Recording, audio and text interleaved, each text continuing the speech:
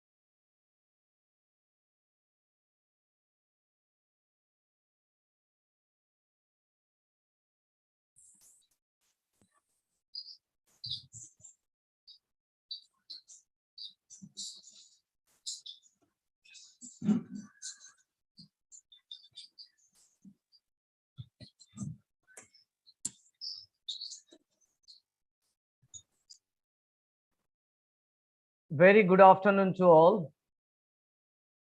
Welcome back in post-launch session of International Workshop on Multidisciplinary Approach towards Awareness related to Autism Spectrum Disorder. Let's have a flashback of our pre-launch session. Exactly what we have learned and what experience we have gathered in the pre-launch sessions of this workshop. In the pre-launch sessions, we have an excellent talk delivered by the experts, Madam Alokananda Bandyopadhyay, on recommended teaching strategies for children with autism.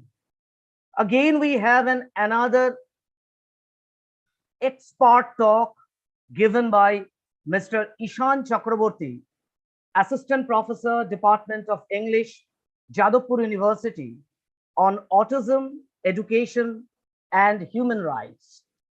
It was followed by an international panel discussions where we got the eminent panelists and have got the several experiences from their speech and presentations. The expert panelists that were there in the panel discussions were Lois Roll Peterson, Professor of Special Education, Department of Special Education, Stockholm University, Sweden; Sineth Kunan Gonzalez, President, Colorado Global Schools, USA; Dr. Wayne Buller, Vice President, Colorado Global School, USA; Mrs. Jacqueline Swell, Director, Colorado Global Schools, USA; Fadia Bakadul, Emmett Director, Colorado Global Schools, USA; Dr. Juan Gomez, Director, Colorado Global Schools, USA, and also with Dr. Devdulal Dattaroy, Associate Professor, Psychology Research Unit of Indian Statistical Institute, Kolkata, and Ravindrik, Psychotherapy Founder, Research Institute Trust, India. We have gathered lots of experiences, and we are also having the learned bona fide for the expert discussions of these eminent peoples as well as their presentations. But we are left out with certain things. We have not observed. It was a problem in the network thing. We could not observe the exact activity of the Circle of Hope Academy, Namibia, South Africa, about their education and social platform. Now, I'm very much thankful to the technical team of School of Educations. They have made the video in proper so that it can be visible or it can be played in front of you just to get your acknowledgement, ideas about the activities that the Circle of Hope they are doing. So I will request the School of Education technical team to showcase the video of Circle of Hope Academy, Namibia, South Africa, just to display their activities and performances.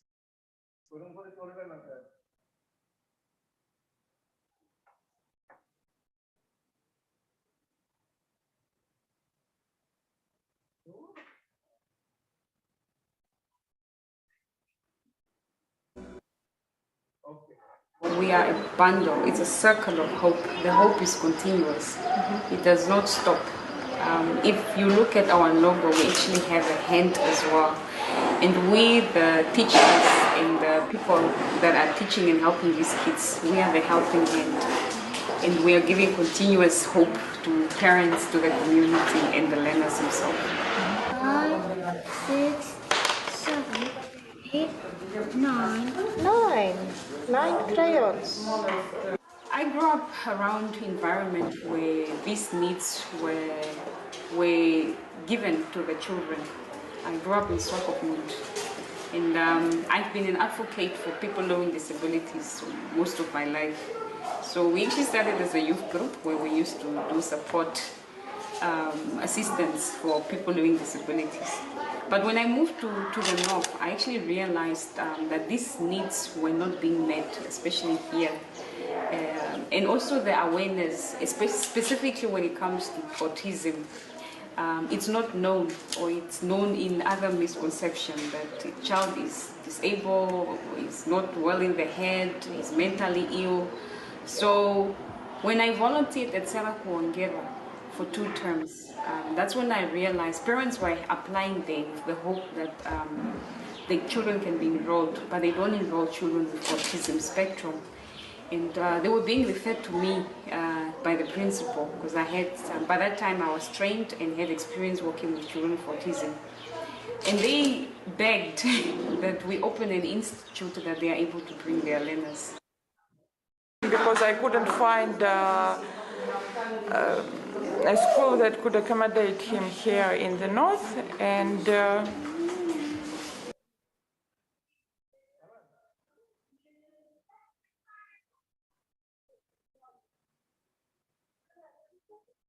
Okay, what a great work that the peoples of the Circle of Hope Private Academy, Namibia, South Africa, they're doing with the special childs.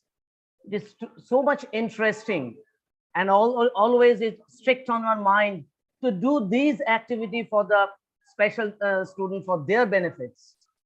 Now, it's a great announcement to you that we are very much delighted and honored that today we have got Madam Victoria Jewell, the main pillar of the Circle of Hope Academy, Namibia and South Africa. We are very much delighted and we are very much honored to get the ma'am in our sessions. So let me introduce Madam Victoria Jewell. Madam Victoria Jewell is the principal, Circle of Hope Private Academy, Namibia. Madam Jewell is an advocate for autism spectrum disorder and other intellectual disorder in special needs teachers by profession, and a social entrepreneur that believes every child is differently able and should be given an opportunity to education. Very welcome you, ma'am, to our sessions. We are eagerly waiting for your sessions. Now, Madam Victoria Jewell will share her experience on teaching methodology for learners with autism spectrum disorder through the hands-on workshop experiences on inclusive education. Over to you, ma'am. Thank you very much. I feel very welcomed in India. Virtually, I'm in India. Thank you very much. Namaste for making time to, and also sending out the invitation to me. Yes. Okay, we will get right into it before our internet catch up with us in Africa. We do have internet, but it's not so well developed. So we might have hiccups. I apologize in advance for that. Thank you very much. The introduction was done quite very well, and the video that also showcased, so I'm gonna show more. I'm just gonna ask the team there, my colleagues, just to start sharing the presentation so we can get right into it. Okay, ma'am. So It is better to show your presentations from our part, right, ma'am? So it will be done. Yes. Yes, ma'am. Yes.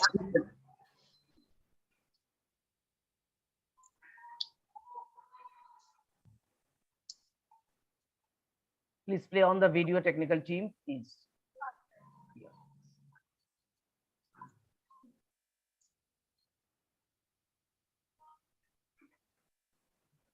I would also like to highlight that I am at the school, and you will be hearing some voices or some noise of our learners in the background. Please bear with them. That's part of being an autistic child. Okay, introduction. We will just move on to the third slide since introduction for me has been done already. And then I would just also like to correct that I am from Namibia in the southern part of Africa. So there was a bit of a confusion when I shared the flyer, because many people, we have a country next to us that is actually called South Africa. So I am in the southern part of Namibia and not in South Africa, because South Africa is a neighboring country to Namibia, also in the southern part of Africa. Just a correction for that. So yes, Circle of Hope, our mission is to educate, to empower all children, especially those needs, children with skills in their different ways of abilities, and to polish their vocational skills to contribute to the development of the society. And the vision on a bigger spectrum is to be a leading and recognized entity on inclusive education in SADC, which is the Southern African development countries, and enhance the quality of everyone living with autism spectrum, Down syndrome, and other intellectuals by building a disability-friendly, inclusive community. So I will add on also internationally after SADC. So because we are branching out already as we are in India today. Thank you. We move on to the next one.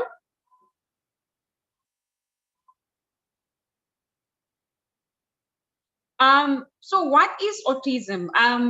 Autism has so many definitions that are in the street that are not correct. But the correct definition of autism is that it's a condition that affects how a person thinks, how they feel, how they interact with others, and experience also the environment. One aspect is also the communication, also how they interact with people. That can also be a definition. So this condition literally also influence in all these aspects of their life. It is a lifelong disability. So it's not a disorder that can disappear with a once off medication.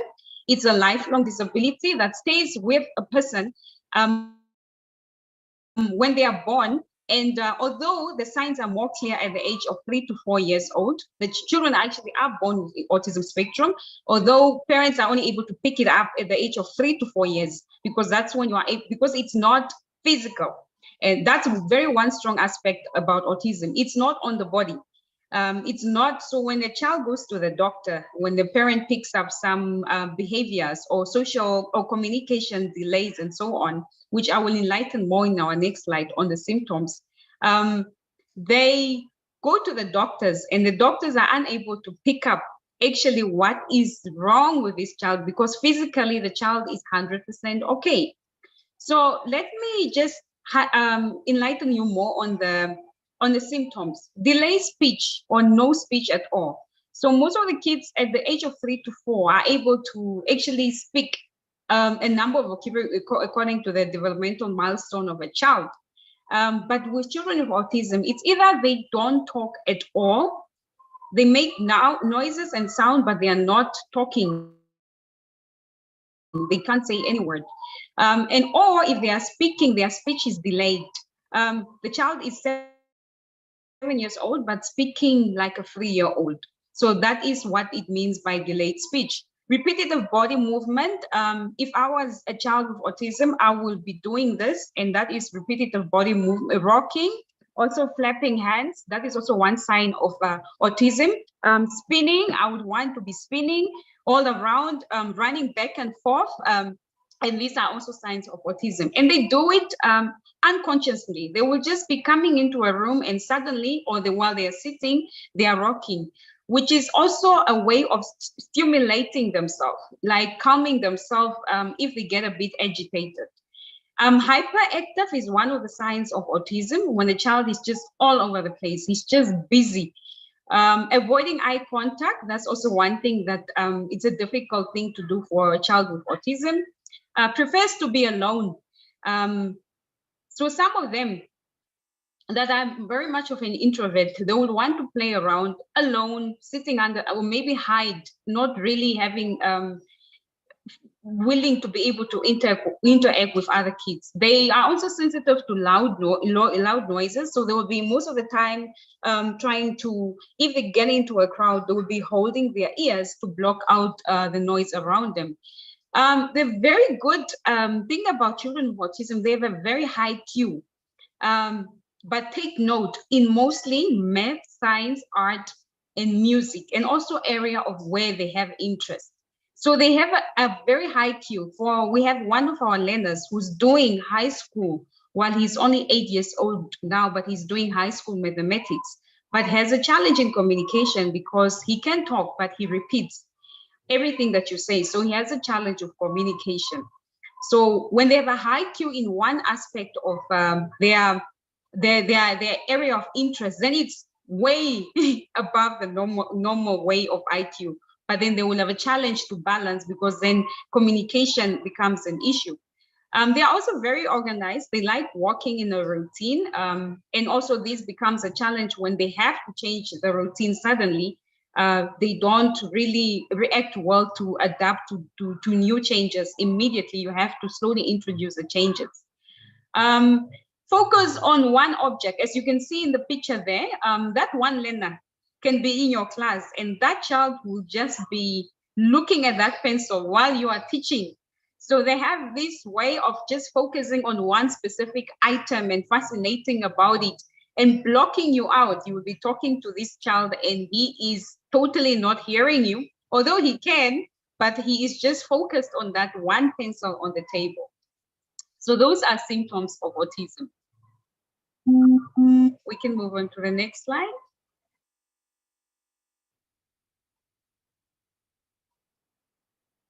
We can move on to the next slide. So data statistic of children with autism in India, I did a bit of research. I wish I was on the ground to actually go and visit some schools that were being mentioned in some of the research, which I recommend, please, the students, if you can get this as well, to go and just read up on that study that was done. So roughly about 23 of every 10,000 children in India have autism, according to the first rigorous estimate of the country's autism prevalence. The figure could be more. Many cases that we also have a challenge, and this is also a challenge in Africa, to collect data, accurate data of actually how many children of autism we have is a challenge all over the world, because lack of expertise doctors that can be able to diagnose these children, lack of knowledge and awareness for one to be able to identify the symptoms. So usually it's misdiagnosed for mental retardedness, or the child has ADHD, or the child is just mentally ill. Some say the child is cursed in some of the cultures, especially in our African cultures. So this study was done in India, where they literally also had the same challenge of picking up how many kids according to the doctors, because not every doctor is specialized to be able to diagnose. So they went into schools, into different schools, where they also went with a specialist to be able to set up a questionnaire. And this questionnaire will now ask the child's social interaction. How does he interact with the kids? So the teachers and the parents were able to tick off and be able to share. This data was now narrowed down to those that are showing similar symptoms to autism, to them finally actually getting a diagnose. So yeah, it is a challenge to get a diagnosis, but we do have children with autism among us in our community right there in India. Some of them actually going to be in your classrooms to the students right there. Okay.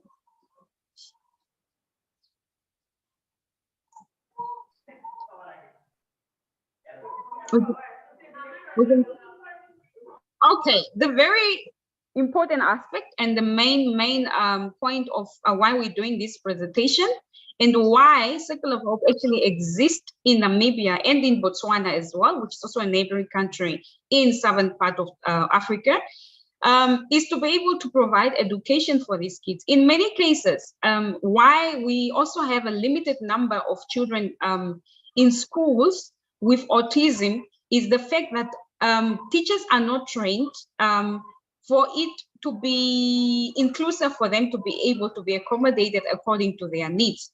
And that's why we are sharing this very important information with you, future teachers, to our learners right there in India, to be able to provide this inclusive. So what is teaching methods, because they are differently able. We use a TECH approach. It's a treatment and education of autistic and communication-related handicapped children. It's an evidence-based academic program that is based on the idea that an autistic individual are visual learners. Visual means that they are able to pick up information more on visual, like on pictures, technical devices, or like literally practical items that are colorful. So that is what it means. And teachers must correspond, adapt their teaching style and intervention strategies. So in our classes with children with autism learners, you just don't give them a paper, a white sheet and a pen for them to write. Believe me, that will not bring out the knowledge and skills, or actually put the knowledge and skills that you want this child to acquire through your lesson.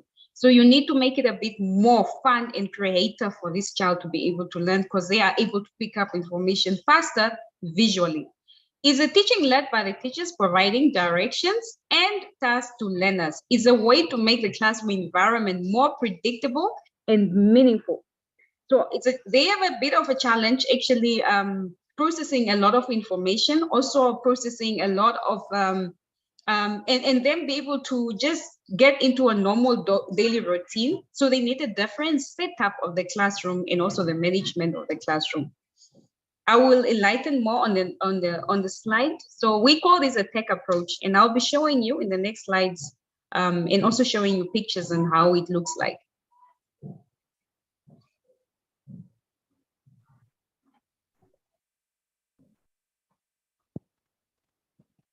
So a structured work system is a systemic means of presenting information in a way that it's received and understood by the individual. The goal of a structured work is to promote independence by providing the individual information on what to do in a designated working area. So, for example, the picture presented on that slide, it's the learner is having a one-on-one chess game with our teacher, which is also part of their school subject, to be able to help them with their cognitive development, to be able to get them to be able to process and think a bit more faster, because that is a challenge where they have, because of their spectrum of processing information from one thing to be able to solve a problem. So chess is one of the games, not only for a child with autism, but for all children developing, that really contributes to a child's cognitive development. So there's an area designated. All the other kids are busy with other lessons. They are busy doing their other work, but there's an area designated for just doing that chess game. So that is what it means by having a structured work system. In the next slide,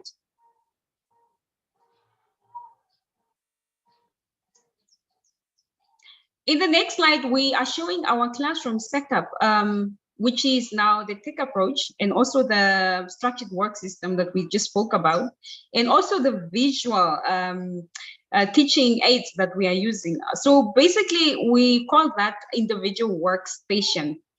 Individual workstation, it's where the child is able to go and sit individually, because these children are taught on an individual education plan. All of them are learning different in different ways. And that's why it's called autism spectrum, because as much as they're all autistic, they're all different. So this is literally to block out a lot of disturbance, because they have limited concentration and they get quite easily disturbed when they are doing their work. So a child is facing the wall, and we also limit pasting pictures and in the area where they have to work. We have a different area. We have a different area where we are actually supposed to to do the pasting, but in the classroom where they have to do their work, we try to limit their focus just on doing their activities. And those are dividers that are able to block them from actually seeing what the other learner is doing, because this is one thing that they also have a challenge with. They would be trying to play with the other one, or trying to grab the other one's activities. So that and also it provides an area where they can store their activities. So as you can see, the learner there is actually having an alphabet chart. And this alphabet chart is in colors, as you can also see in that picture. So he's now matching the alphabet letters, and he's learning colors at the same time. He's learning focus, and he's also working on his gross and fine motor skills, focus, eye-hand coordination at the same time. So we try to always incorporate, whenever we're doing a lesson, to target many areas as possible because of their limited focus and concentration. So while he's still learning he's matching his alphabet to get his alphabet concept, he's also learning color at the same time. And he's also learning eye-hand coordination because he's doing an activity practically. So all of this is also assessed when they are doing their activities.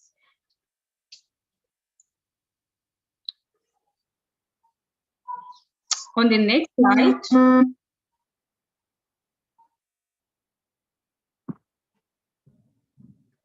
So in this video, we have, I hope it's still going to be possible for my technical guys to be able to play those videos. Maybe Sure, just click. Sure, ma'am. Sure, okay. You're doing just it. play one of them. So I'm requesting the technical team, please play on the video that was placed onto the slide.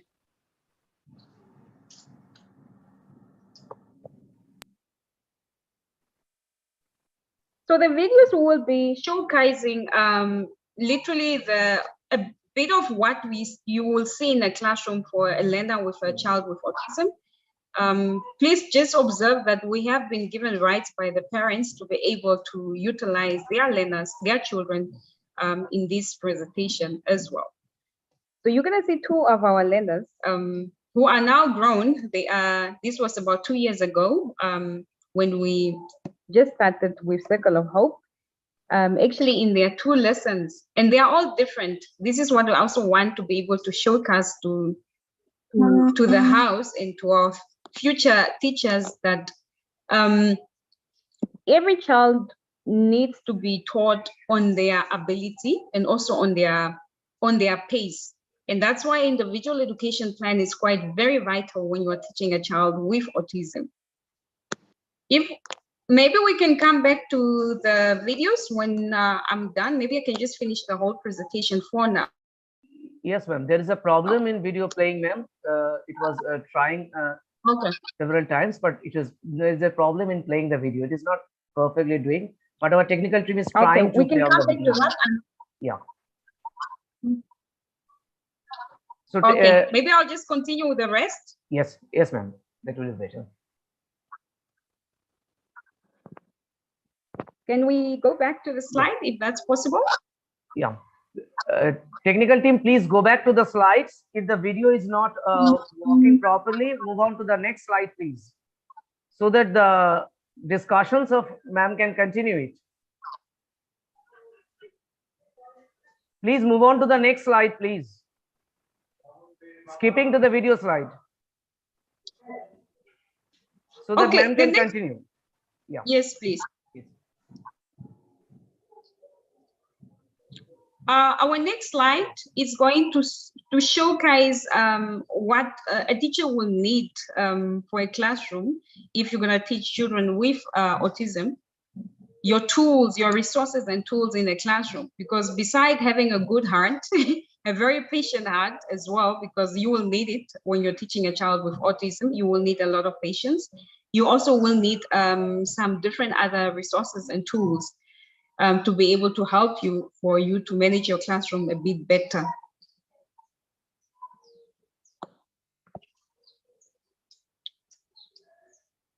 Are we winning? No, ma'am, it is a problem. The team is still working onto it.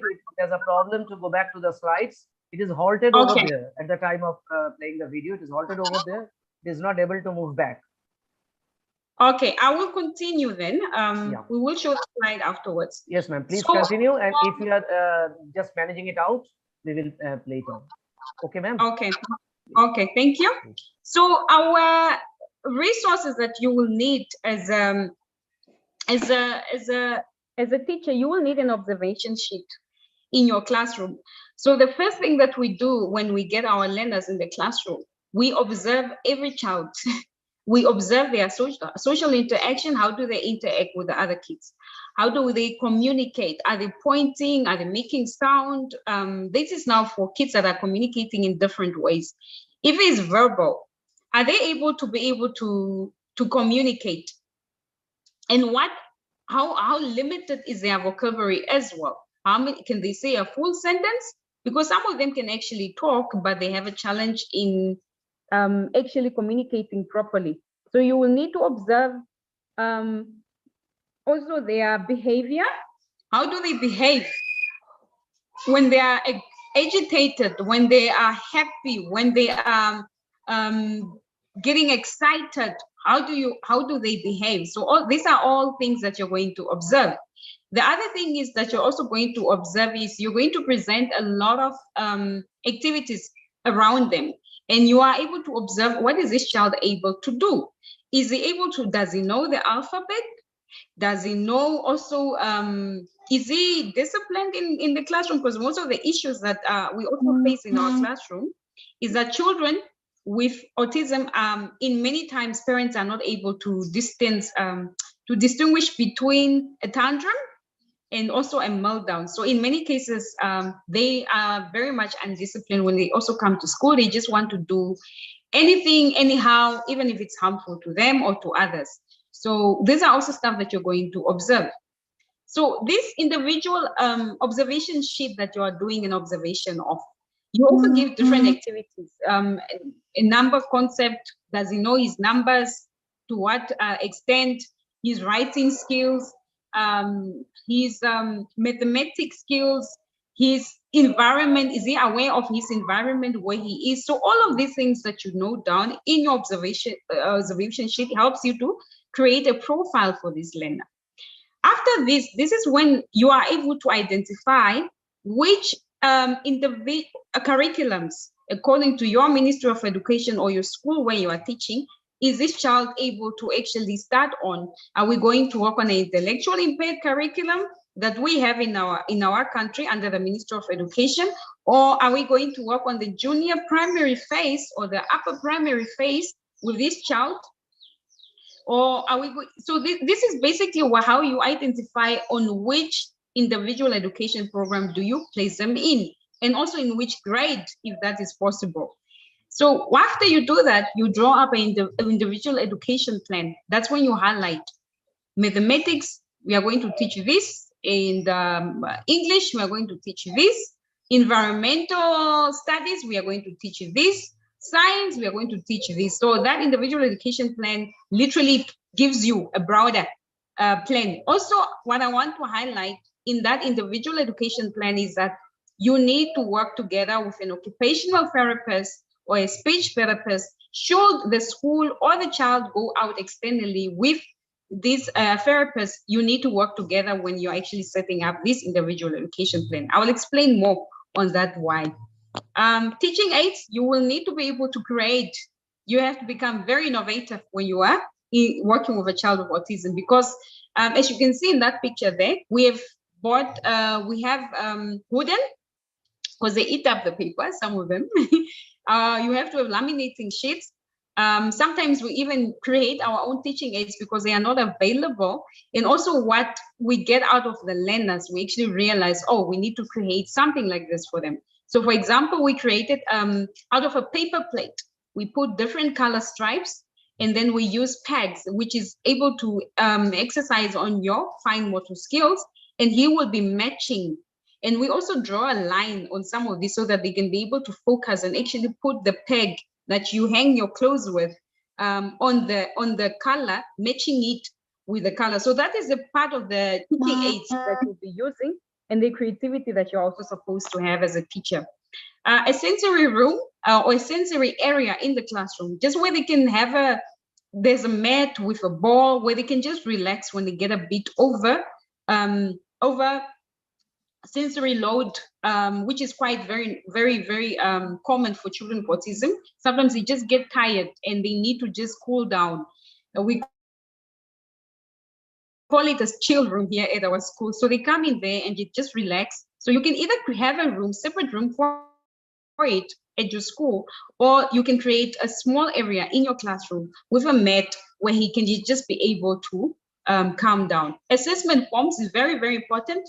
You need to be able to assess, because this is how you advance your individual education plan on a weekly, monthly basis, depending on how fast the child actually learns. Registration forms, which usually also gets information from the parents. So it's very important when they are registering at the school for the first time or in your classroom, that you have a form that are able to tell you details. What does the child eat?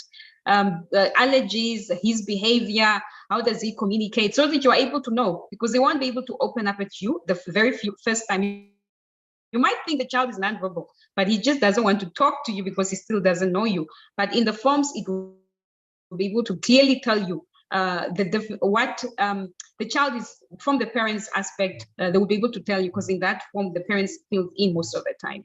Thank you. We move on to the next slide.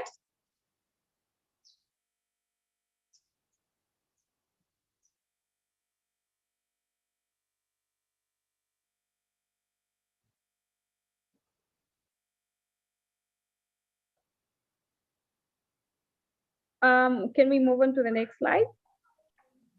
Yes, ma'am. It is trying to move on to the next slide. Yeah, but that was a problem. It has halted at the beginning. Okay, I'm looking at my time. yeah, of course, ma'am. I hope I'm not too fast. Please just slow me down. No, it's all right. Okay. Okay, so literally once the collection of all these sheets that I've spoken about in the previous, it also helps you to, this is part of the research and methodology that you are able to use to be able to design tools and even your teaching aids. And you also, it can help with the diagnostic aids. Programming, even for you, for the school or the educational department to be able to come up with a program that is different programs in the school activities that will be able to work. It's only once you have information of the situation in the classrooms or the learners themselves, the cases in the classroom will be able to give you all this, and that is now what we call your research and methodology. Your school data management, it helps you to be able to manage not only the school but your classroom better, to even be able to know how to plan better and also contribute to your school data management. And then this also helps with data collection on autism. Like our colleagues in those that were doing the research in India, the struggle they had with actually getting accurate data is because not many teachers actually know about autism. So you might just say the child is naughty, he is just up and down. But if you have information and you are now part of this session, you are able to say, no, this he's showing signs of autism. So it's going to be easier for the researchers to be able to collect enough data. So practically, yeah, this can help a lot in research and methodologies that can come up not only in the school, but within the community, within the country, India or everywhere. Thank you.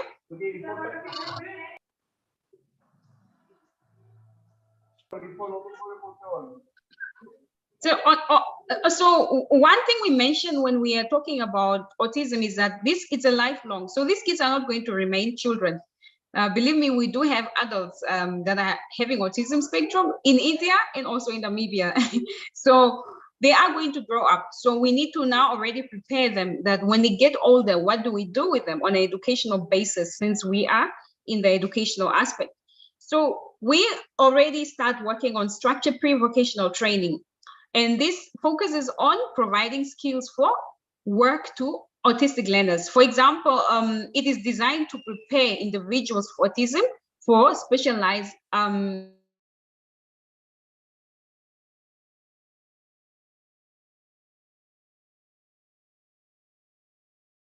for that. One thing about autism, individual with autism, is that they are quite talented and specific in one area of work.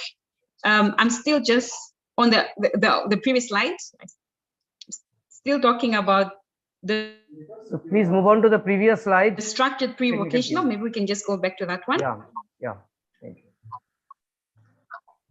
So these people, they have great talents and great skills, but one thing about them is that they are only, if it's in auto mechanic, he might just be good in just putting on tires, but not be working on the whole car. So they focus on one area. If it's in hospitality, then he will just be good because he likes water. That can also be a stimulation for some people or individuals with autism. He will just want to be washing dishes. So his work would literally just be focused in that one aspect of hospitality and not literally be able to work because he's unable to either verbally communicate. He will obviously not be able to be a waiter or a bartender or be some any other area of hospitality. So when we are working now with the pre-vocational training, we look very carefully at this aspect that we cannot just expose them to a field of auto mechanic and we expect him to work on the whole car. We expose him to the car and then we find out of this whole car, what is his skill? Is he able to work on the engine? I'm not an auto mechanic. So please correct, please mind, am I not so having knowledge on that one? So basically, we identify a specific skill in a specific subject and we let them just focus on that one and we teach and train them to be able to be good in that. So there will be 5 of them fixing one car, but everyone is focused on their area. So that is also how the structured pre-vocational training will work. It offers livelihood opportunities and employment in future. So we have actually started already integrating our future employers in Namibia. And we actually do, and we are also in collaboration with Nile Vocational Center and other pre-vocational centers that are coming on board so that they are able, once Circle of Hope does the pre-vocational for the learners, so we prepare them because we need to prepare them for society, for them to interact with people, for them to communicate, of course, in their own way, but we also have to prepare the employers or the vocational schools that are going to work with them because they are differently able. So basically, this is what goes on into this whole process. And yeah, that is the assessment that we have to do and then the placement after we have identified all those skills.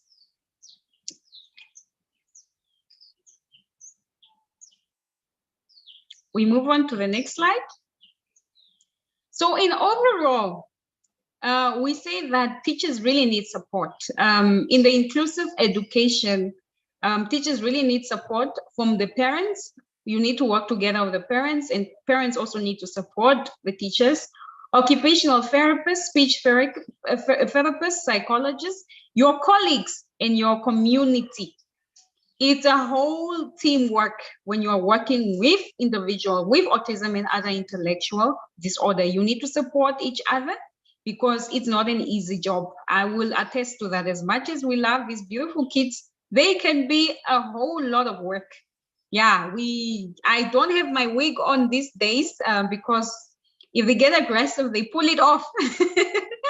They can get to that extent. So, and you have to come back to this every day and also face your own life as an individual, as a teacher.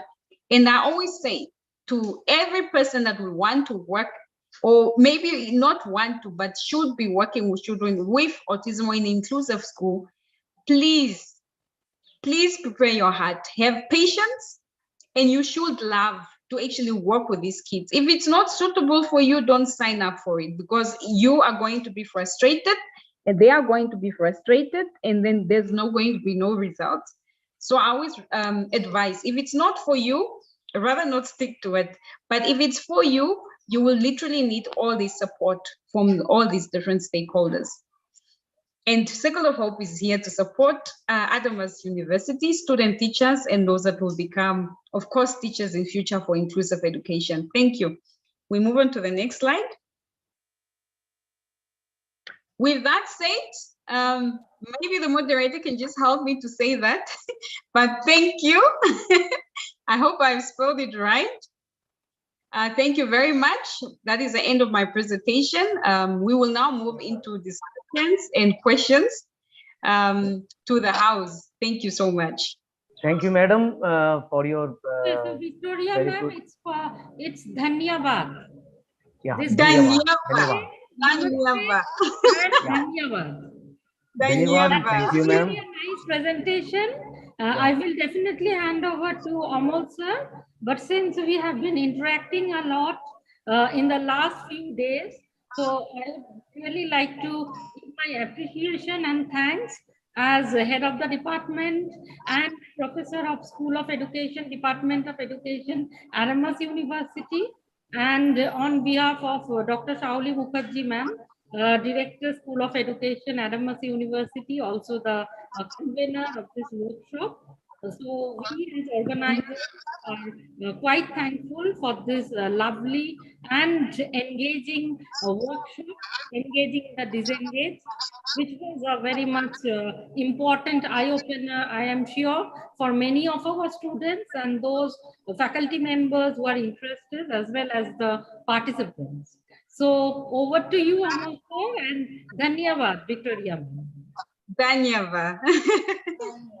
Thank you, HOD madam, and many thanks, ma'am, for your excellent speech deliberations as well as the presentations. Ma'am, there is a certain queries to you regarding this.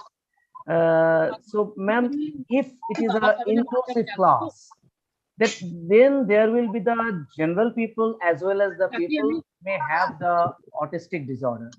Now, ma'am, think these people who are having the autistic spectrum disorder, that is not pre-identified. But whenever they are in the class, what should be the exactly marking point by which the teacher within the inclusive class can identify the particular autistic problem the people may have? The most obvious one is the child not being able to sit down in class for not even longer than 2 minutes. You will not want.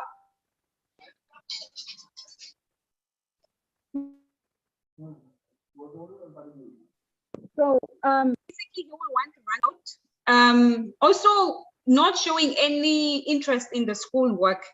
You will get upset if you want to ask him to do schoolwork. He will want to be outside rather than in the classroom. If he's in the classroom, if you force him to be in the classroom, he will be disturbing others, causing attention to himself. Some will get bored. They will be lying on the table while you are teaching, not having interest in the classroom activities at all. So those can be very clear. And many times it's misdiagnosed for the child being naughty. The child is just naughty, he's just misbehaving. But and yeah, this can be an aspect of where you can really point, because there are children that are naughty and can behave that way. Right. But in autism aspect is when the child has actually no control over this. Even when you discipline this child, he's still coming to do the same thing over and over again. It's like he has no control, self-control over it, of him standing up or wanting to be out of the classroom all the time. Right. But ma'am, the behavioral modality of the different autistic childs are completely different. We are not getting, may not get any synonymous or correlating effect among the different childs having the autistic problem, right? So, ma'am, if in the classroom it is identified that there are three children who are under the autistic disorder, but their behavioral modalities are quite different from one another. How is it Yes. possible for a singular teacher to deal with this type of differentiation among these autistic students in the same classroom? Yeah, it's quite a challenge, to be honest. What we do here in our, the teacher needs support because she can't be alone in a classroom where there's also children with autism. That's why in our classroom there is a teacher and a teacher assistant. Also counting on the number of learners that are in the classroom, that how many kids with autism are in this classroom. For example, in one of our mainstream class, we only have about 2 to 3, but they are also put into this classroom, knowing that we have prepared them to be able to be ready to be integrated and can still work a bit more independent and not having so much need for the teacher to be doing one-on-one with them. So basically, it's a process. They can't just be mixed in one classroom of different levels or different spectrum. They need to be prepared to be moving from one level to another. So those kids that are too hyperactive and more have issues of behavior, they are put in one classroom with a lot of teacher assistants that will be able to help each other to be able to control the classroom management. So inclusivity, it is, yes, possible, but it needs to be well prepared. Otherwise, it won't work because it overwhelms the teacher. It overwhelms the rest of the learners that are not autistic in that classroom and also disturbs the whole classroom management. So it needs to be well prepared from a school management perspective. Right, ma'am. Ma'am, the person having attention deficit hyperactive syndrome, there is a problem in ADHD, and it is observed that if this attention deficiency is moving on to the super deficiency level, super sensitive level, it can changes the behavior of that individual, which may come under the autistic spectrum disorder state. Yes. So, ma'am, is there any counseling measure for the children under the ADHD who can be protected not to move towards ASD? Yes. Occupational therapy is very, very important. So all our learners actually see occupational therapists. Even my daughter, who is non-autistic, also showed signs of attention deficiency disorder, which we took up immediately as parents to get her signed up with an occupational therapist to be able to work with her. They know what to do. And she has really improved and also avoided her from getting to severe levels. So there is a lot of intervention needed from a health perspective when it's not only from an educational aspect, and also working together with the teacher, because there will be activities the child is supposed to do at home for them to be able to, like my daughter was given activities of hair sharing, different stories, and also for her to be able to know that you just don't require attention to yourself. You need to be able to give attention to, and she needed to learn to give attention to many people. So she understands that you don't require it from everyone else to just give you attention alone. So there's activities we needed to do with her at home, as well as at school. It was advised for the teachers to also do certain activities with her. And this really, really has improved, and she's better now.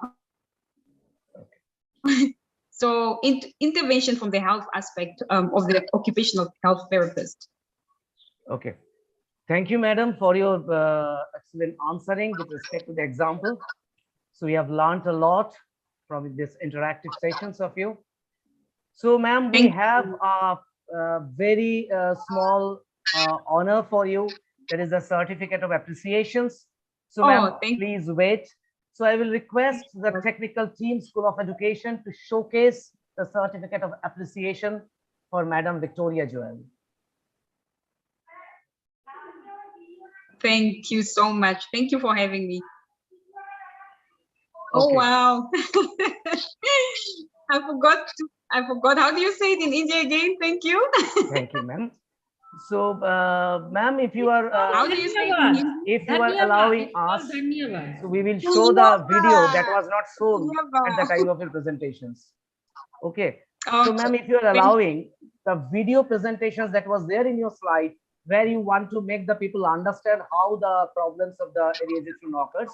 So we are Okay. trying to play this video. Okay.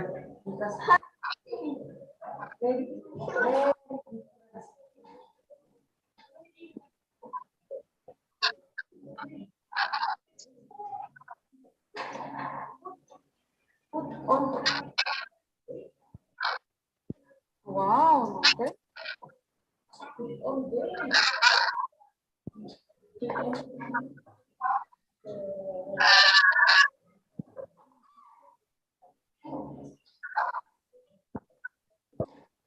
Very good.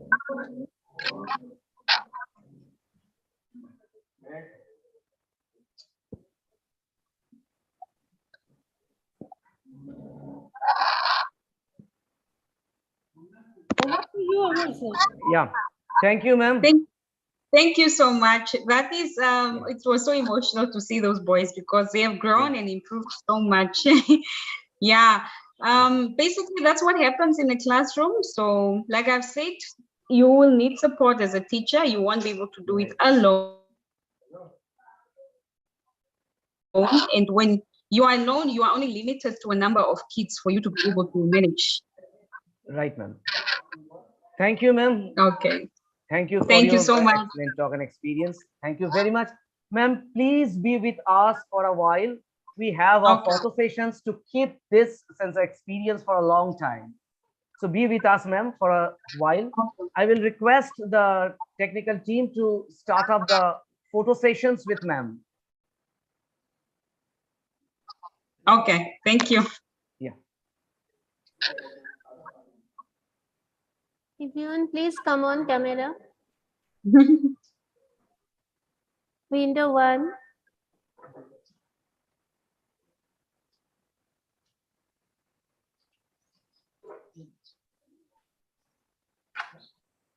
Two.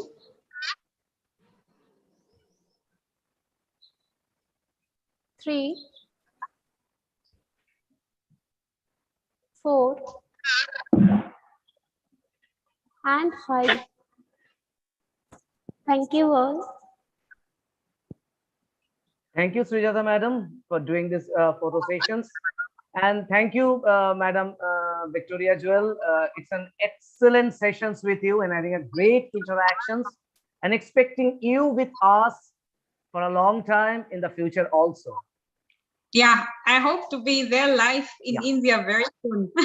So that will be our, that we will be honored if you are coming down India, and if you are coming down to our Adamas School of Education, Adamas University, then it will be very much honor for us, ma'am. And we will have also sharing interactions with you. We have also come to learn about the problem really happens for this ADHD students. Of course. Thank you, ma'am. Thank you, ma'am. Thank you very much. Okay. Thank you for having me. Thank you. So that we are ending up with the workshops of inclusive educations with Madam Victoria Jewell. Now there is a very interesting session for us, that is the students interactive session, where the students from the different institutes, they have participated. They will present their views on the basis of autistic spectrum disorder. And we are here, the 3 participating institutes: Jadavpur University, National Institute for the Empowerment of Persons with Intellectual Disabilities Regional Center, and also the School of Education, Adamas University. So I'm requesting Shrestha Nyogi, the student of School of Education, to continue with the student interactive session and welcome the students from these institutes to present their visions. Over to you, Shrestha. Yes, sir. Thank you. So, good afternoon to one and all present here. I, Shrestha Nyogi, a student of B.Ed, Semester 2, School of Education, Adamas University, will be the moderator for this session. I will be hosting this session with my co-host, Sumedha Basu Biswas, B.Ed, Semester 4, School of Education, Adamas University. This session is dedicated for interaction. In this session, the student representatives from 3 institutions, namely Jadavpur University, National Institute for the Empowerment of Persons with Intellectual Disabilities, Regional Center, Kolkata, and Adamas University. Now, I would like to request and welcome the students of Jadavpur University to present their thoughts on autism spectrum disorder. The participating students from Jadavpur University are Deepanita Paul, Anushka Devnath, Onutosh Sinha, Kajori Patro, Monoshij Banerjee, Ruchi Priyadarshini, and Samrangi Roy.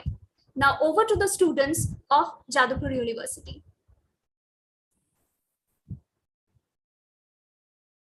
A very warm good afternoon to everyone. Thank you for having us.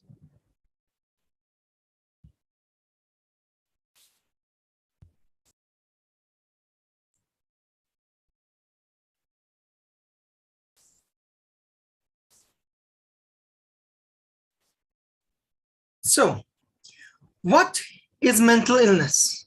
What is autism? Why and how do they occur? These are questions which neurotypical individuals often ponder over. We neurodivergent people are often viewed from an angle resembling pity. We are laughed at, ridiculed, mocked, but seldom understood.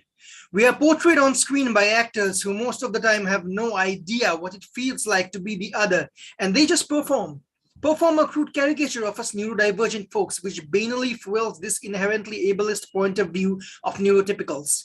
We are all but understood. Rather, seldom attempts are even made to see the world through our eyes, see and feel and comprehend from our point of view. Today in this seminar, we shall try and explore this very context. We shall try and see how we have been otherized in pop culture, be it through portrayals of characters like Mr. Bean, Forrest Gump, Sean Murphy, or Sheldon Cooper, or be it in Indian cinema. One here is, of course, reminded of the brilliant portrayal of Jewell by Priyanka Chopra Jonas in Burfi. And why only Hollywood and Bollywood? Why not explore world cinema and anime and maybe even manga? A question, a rather inquisitive one for neurotypicals, which is often pondered over. What about adulthood and autistic people? How do they explore or even discover their sexuality, their sexual orientation? These are certain aspects which we shall try and explore, and hopefully by the end of our discussion, we shall have explored or would have taken a sneak peek into the life of an autistic individual. A research conducted in 2021 at the Stanford University indicates that 45% of autistic people tested are gelatophobes, whereas only 6% of neurotypicals have gelatophobia. Gelatophobia can be defined as a potentially debilitating fear of being laughed at.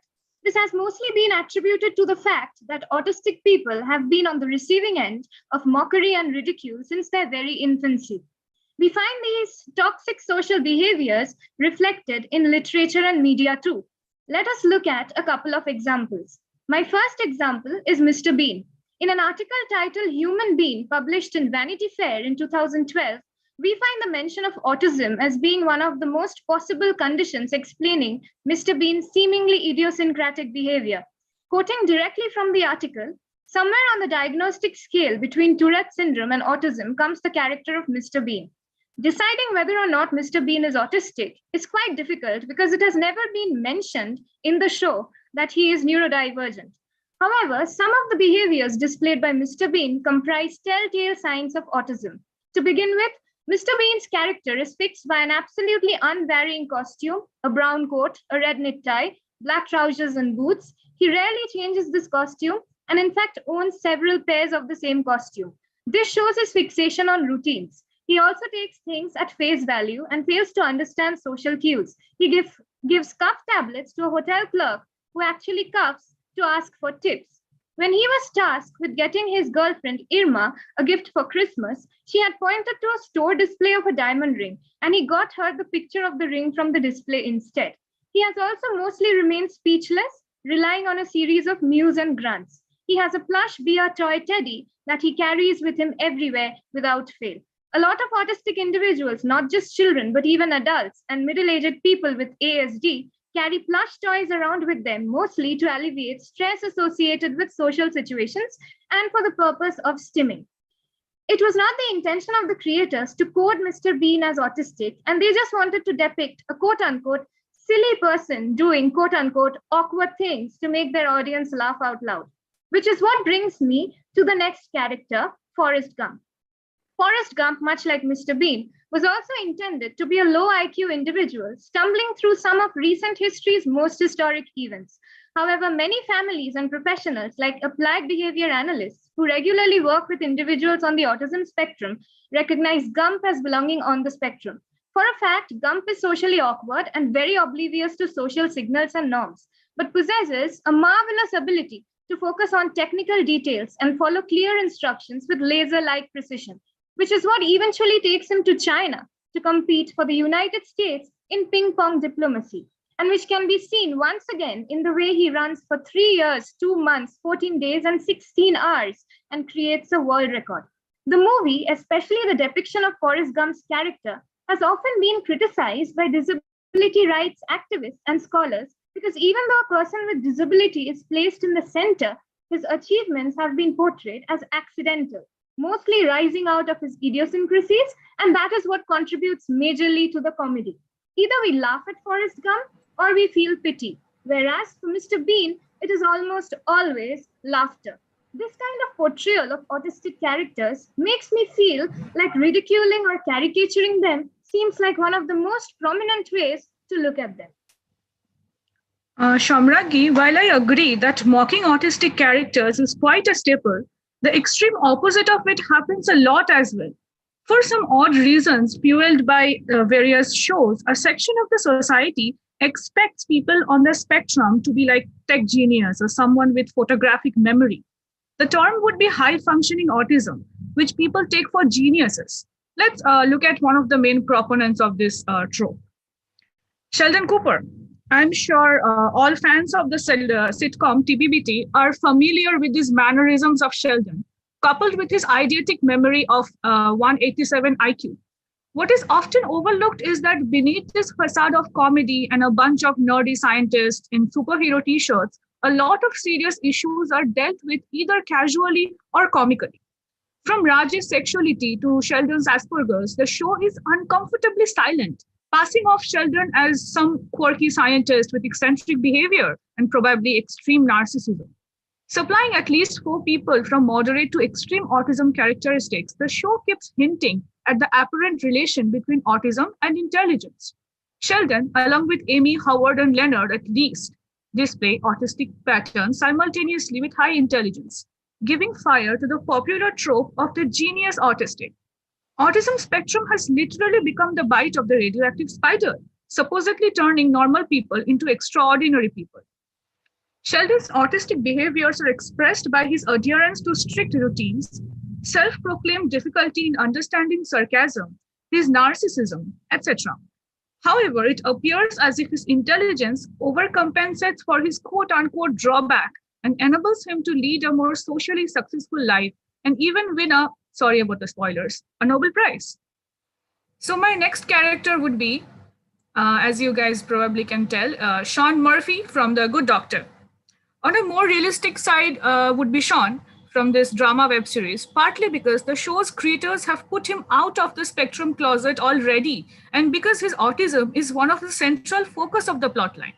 Well, I love a good series where the hero doctor makes an air valve out of a penknife and, cuts it into a kid's lung using a liquor bottle. I've had far worse with my exposure to Bangla serials.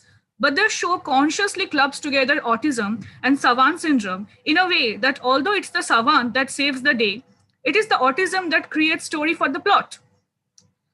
So while the show touches issues like harassment of children on the spectrum by peers and parents, understanding the spectrum, and even sexuality for people on the spectrum, there is no way to deny that we love Sean for his superpower. We have never been given the opportunity to love him without his special ability. Sean seeking comfort of his brother's toy, his tousling his hair as a way of congratulating himself, the challenges he faced as a resident and later as a mentor, who is trying to gauge the feelings and social cues given by others to survive in such a sensitive profession as that of a doctor, is genuinely a good watch. But I think we need to ask ourselves if we love him because he's the good doctor or if we love him in spite of it. I'll be playing a clip, a video interview we had with Dr. Ranjan Ghosh, a psychiatrist, regarding this show. Good doctor, I have a problem with because it's like setting up really weird scenarios in which the ASD person is out of their comfort zone and having to do things that he might not want to do on a regular basis. So, if he gets job satisfaction by saving people's lives, sure. But the method in which he's doing it and the uncomfortability. Wow, this makes me wonder if all superheroes who are shown to be lackluster or lazy or underachieving initially actually grow powerful and heroic as a sort of wishful thinking, like a desire to become like the others but more impressive perhaps. But there must be better representation of the spectrum, right?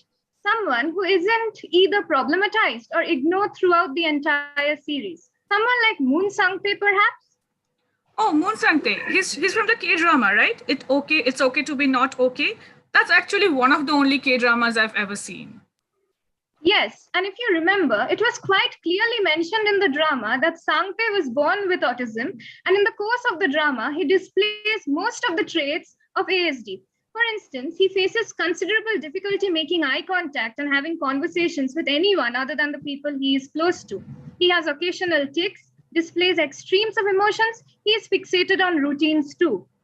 He also stims, right? And takes comfort in his toy dinosaur and the nightmare catcher doll that Gangte had made for him? Absolutely right. He's very artistic too and paints beautiful pictures, which is why he is later hired as an illustrator by Moon Young for her book. You know what's really praiseworthy is the fact that his talent has been depicted rather realistically. Nothing has been exaggerated or made to appear extraordinary.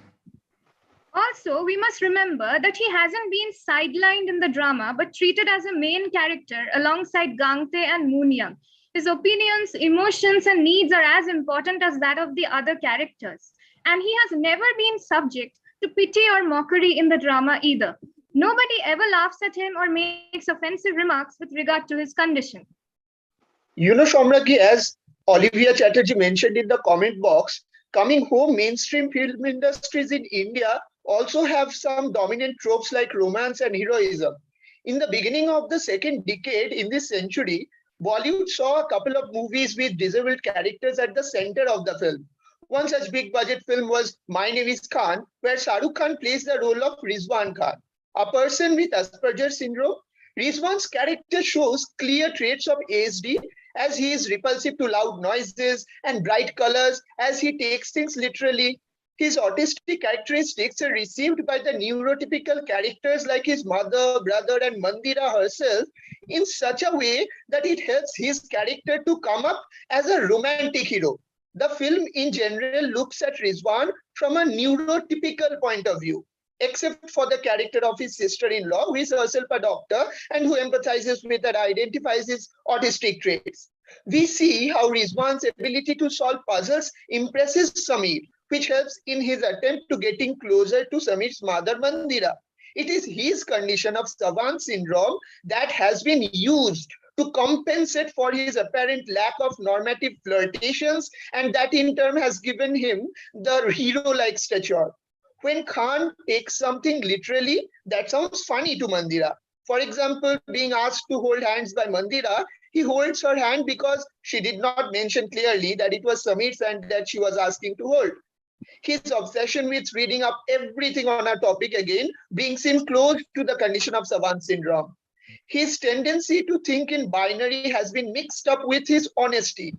In his different conditions that have been appropriated by the normative gaze to cater to the tropes of a typical Bollywood film. On the other hand, we also have the neurodivergent character of Jewell from the film Barfi, which also shows autistic traits through her repulsion to sticky mud, her inability to catch social cues, speech difficulty, etc. But unlike the previous film, Jewell's character is shown from a neurodivergent point of view. Her actions are not appropriated by normative tropes. Here, too, her character falls in love, but in her own way. Some critics have pointed out that the jealousy she exhibits in love is too complex an emotion for an autistic person to process. But barring that, in the words of the actor Priyanka Chopra herself, her expression of love successfully dispels the misconception that all of them live a dark, sorrowful life. It rehumanizes them by portraying the emotional self in them. You know, Anutosh, in spite of the difference, both films have successfully brought the neurodivergent characters in front of a mainstream Indian audience. It is the dilemma to meet the mainstream expectations and make them aware of neuroatypical conditions that prompted the creators to approach the subject of disability and love in their respective ways. You know, as we are speaking of the simultaneous glorifying and patronizing portrayal of autism on screen, I was thinking of this ableist idea that people have about the autistic folks, that they are overgrown children in an adult's body, which brings us to the obvious concerns of adulthood, that is autonomy, maturity, love, and sexuality of the autistic people. People with disabilities are often infantilized and desexualized, or their sexuality is seen as a pathological phenomenon, which includes people on ASD. In popular media, they are portrayed as functioning on heavily coded logical systems lacking empathy, communicative skills, or understanding of social cues. Say our savants, Sheldon and Sean, their characters are founded on stereotypes like autistic people lack of cognitive and emotional empathy or are deeply abhorrent of physical intimacy, which set these characters up for romantic and therefore social failures. Their attractions, like we see for Jewell, are often depicted as childlike fancies, and their caregivers and their partners end up being their caregivers, or they require extensive training to unlock the manual of neurotypical romance. The bottom line is that nobody loves them or lets them love their way, which brings us to Damian Milton's double empathy theory. That if a certain section of people don't understand our language, maybe it is us who don't know how to speak to them.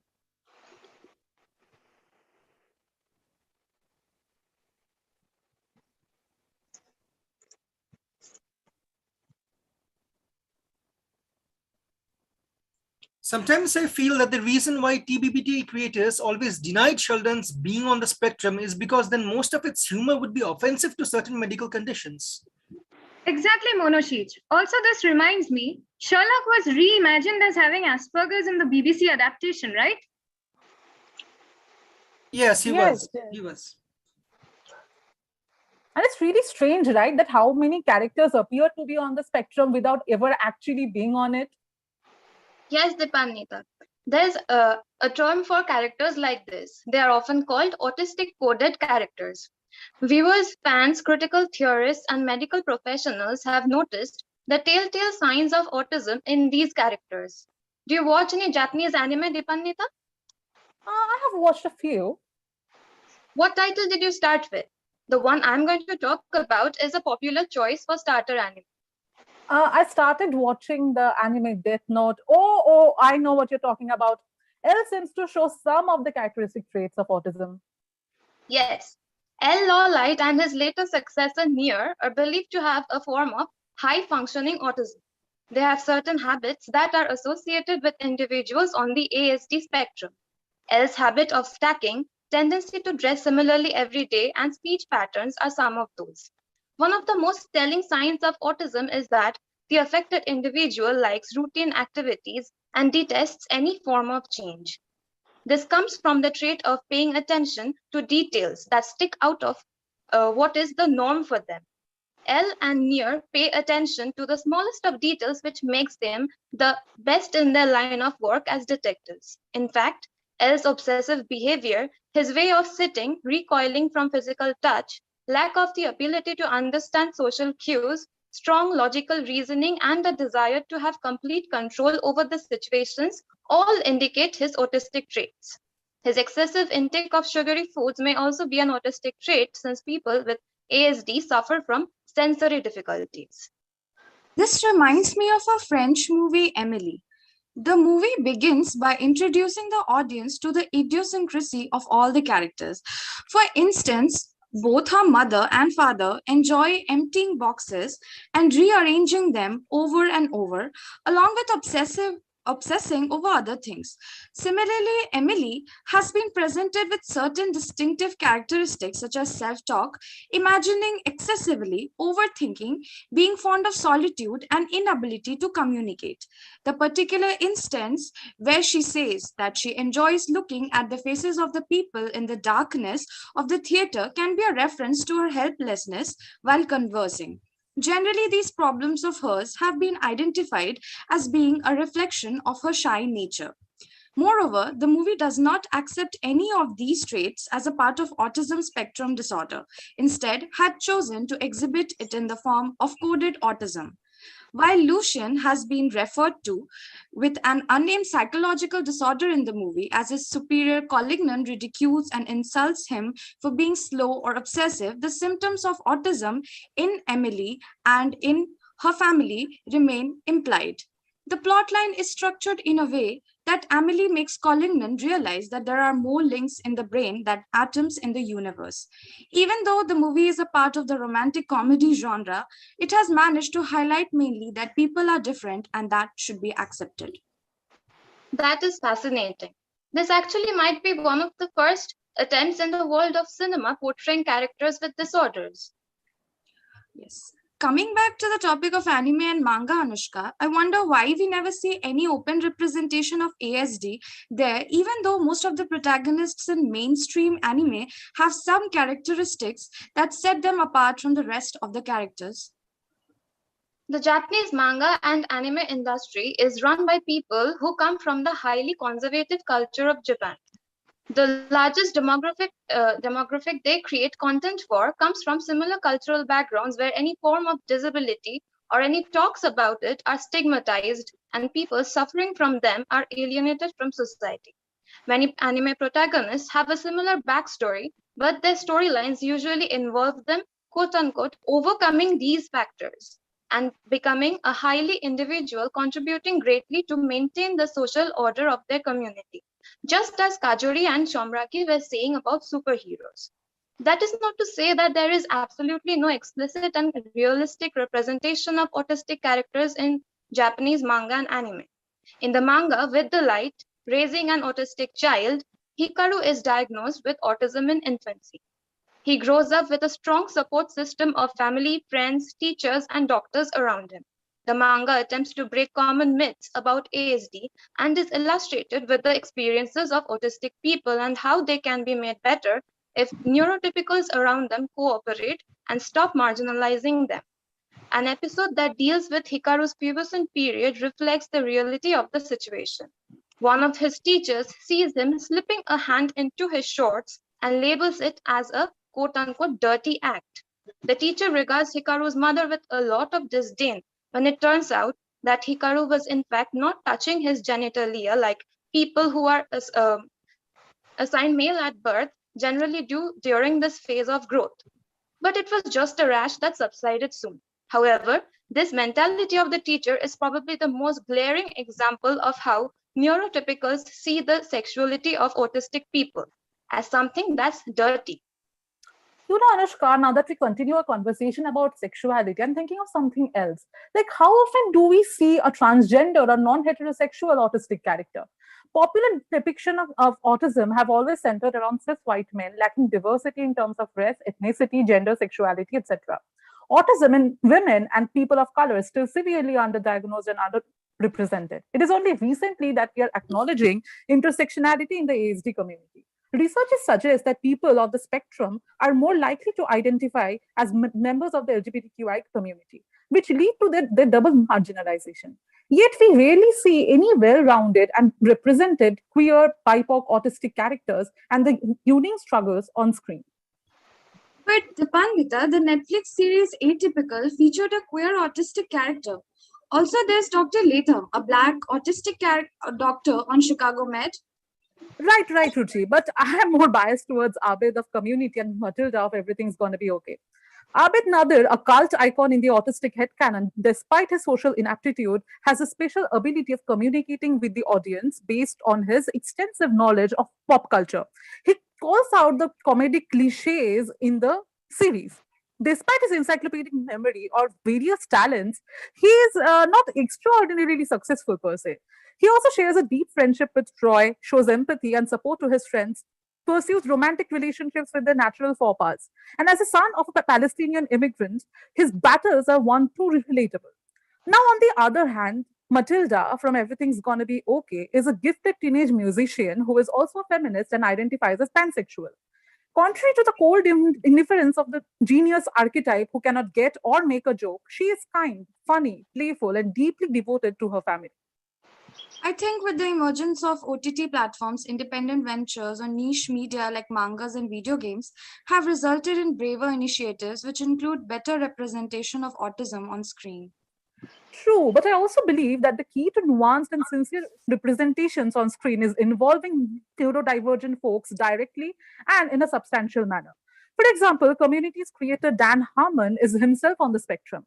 And so are the creators of the series Everything's Gonna Be Okay and the actor playing Matilda. So Dipannita, basically what you are saying is that only autistic people can play autistic roles, or that autistic directors can direct autistic films. I mean, don't you think it's too stringent? Do we have enough autistic workers in the industry for that? Well, actually, Monoshesh, there has never been any dearth of autistic actors, directors, writers in the industry. There are big names like Anthony Hopkins, Hannah Gadsby, and other countless struggling artists. Yet they have been really given an opportunity to tell their stories, realities, and experiences. This also denies them their rightful employment opportunities, you know. When allistic people who have no access to create or enact autistic roles, they often reiterate and exaggerate the stereotypes to the point of mockery, propagating misinformation and ableism. They often play on reductive tropes of autistic people being burdens on the neurotypical peers, or pander them as inspiration porn for the masses. It also suggests that disability is an identity that can be temporarily assumed to entertain people. Take Sia's music, for example. The ASD populace found Maddie Ziegler's portrayal not only offensive and demeaning, but the encouragement of physically restraining autistic folks was dangerous. On the other hand, look at Rainbow Jelly. Mahabharata Basu portrays an abused autistic child who uses food magic as his way of getting revenge. The film not only shows how beautifully regular Gautam's aspirations are, like fixing his dead father's legacy or yearning for his next door sweetheart. The director also dispels the stigma associated with the disabled people and food, especially cooking, since we presume them to be unsanitary. The bottom line is to exclude the very people you're trying to tell the story of is exploitative and ableist, no matter what you say. Thank you. This painting you see before you is unique and quite beautiful. They are popsicles, all unique, and yet they are all the same. Popsicles. Just like us. Be it the hilarious representations of Mr. Bean, Forrest Gump, Sheldon Cooper, or the rather serious ones like that of Sean Murphy and Moon Sang-tai on one hand, and that of Abed, El, Hikaru, Emily, SRK, Priyanka Jhirmal, or your very own Monoshesh Banerjee here. They're all the same in a way. They are all us, we people, just a tad bit, quote unquote, different. And yet, just like our fingerprints and exactly like the different popsicles painted here by Eric Sadowski, a neurodivergent individual, they are different. Each has their unique trait. They may share a common denominator, yet each is unique. Each an individual with their own perspectives and own comprehension of the world around. Be it sociability, sexuality, academics, reciprocity, we neurodivergent individuals see what neurotypical see. It's just that we comprehend it in a different manner. On the occasion of autism awareness, we do not expect you to comprehend our point of view. All we expect or hope for in this inherently ableist society is that you understand that it is okay to be different, and that should not warrant any ridicule or pity. All it should warrant is equal respect, dignity, unequivocally. Thank you. A little trivia, this slide here showcases the Blue Ranger from the movie Power Rangers, who was also on the autistic spectrum, and he incidentally is a superhero. Thank you. Jadavpur University signing off. Thank you so much, the students of Jadavpur University, for sharing your thoughts on autism spectrum disorder. Now, I would like to request my co-host, Sumedha, to carry forward the session. So that was a beautiful depiction of autism with the help of our favorite characters in it. Once again, thanks to the students of Jadavpur University for such an enlightening session, helping us gain a lot about autism spectrum disorder. Moving forward, I would request the students of National Institute for the Empowerment of Persons with Intellectual Disabilities Regional Center to share their views on autism spectrum disorder. The participating students are Ms. Balari Banerjee, Ms. Brinda Rungta, Ms. Komal Kumari, and Ms. Tista Malik. Over to the participants.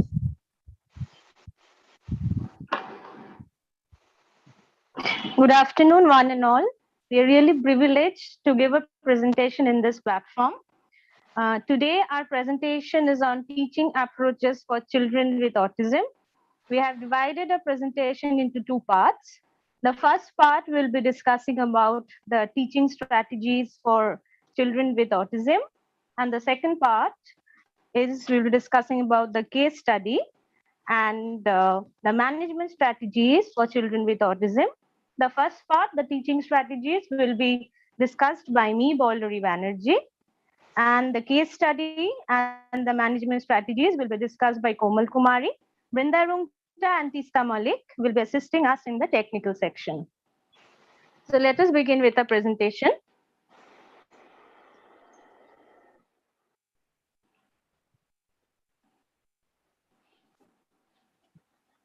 Well, let us first talk about teaching strategies, or what is teaching strategies all about. Well, it is an instructional strategies, or it is methods that is delivered by teachers so that the students are engaged in different activities and they can practice different skill sets. Well, various or different teaching strategies are adapted by teachers according to the topic, the level of the child, the strength of the class, and the classroom resources. Now we are going to talk about the importance of using the teaching strategies, or why do we need to use the teaching strategies with the children with autism. First of all, it helps children with autism to understand the process of learning.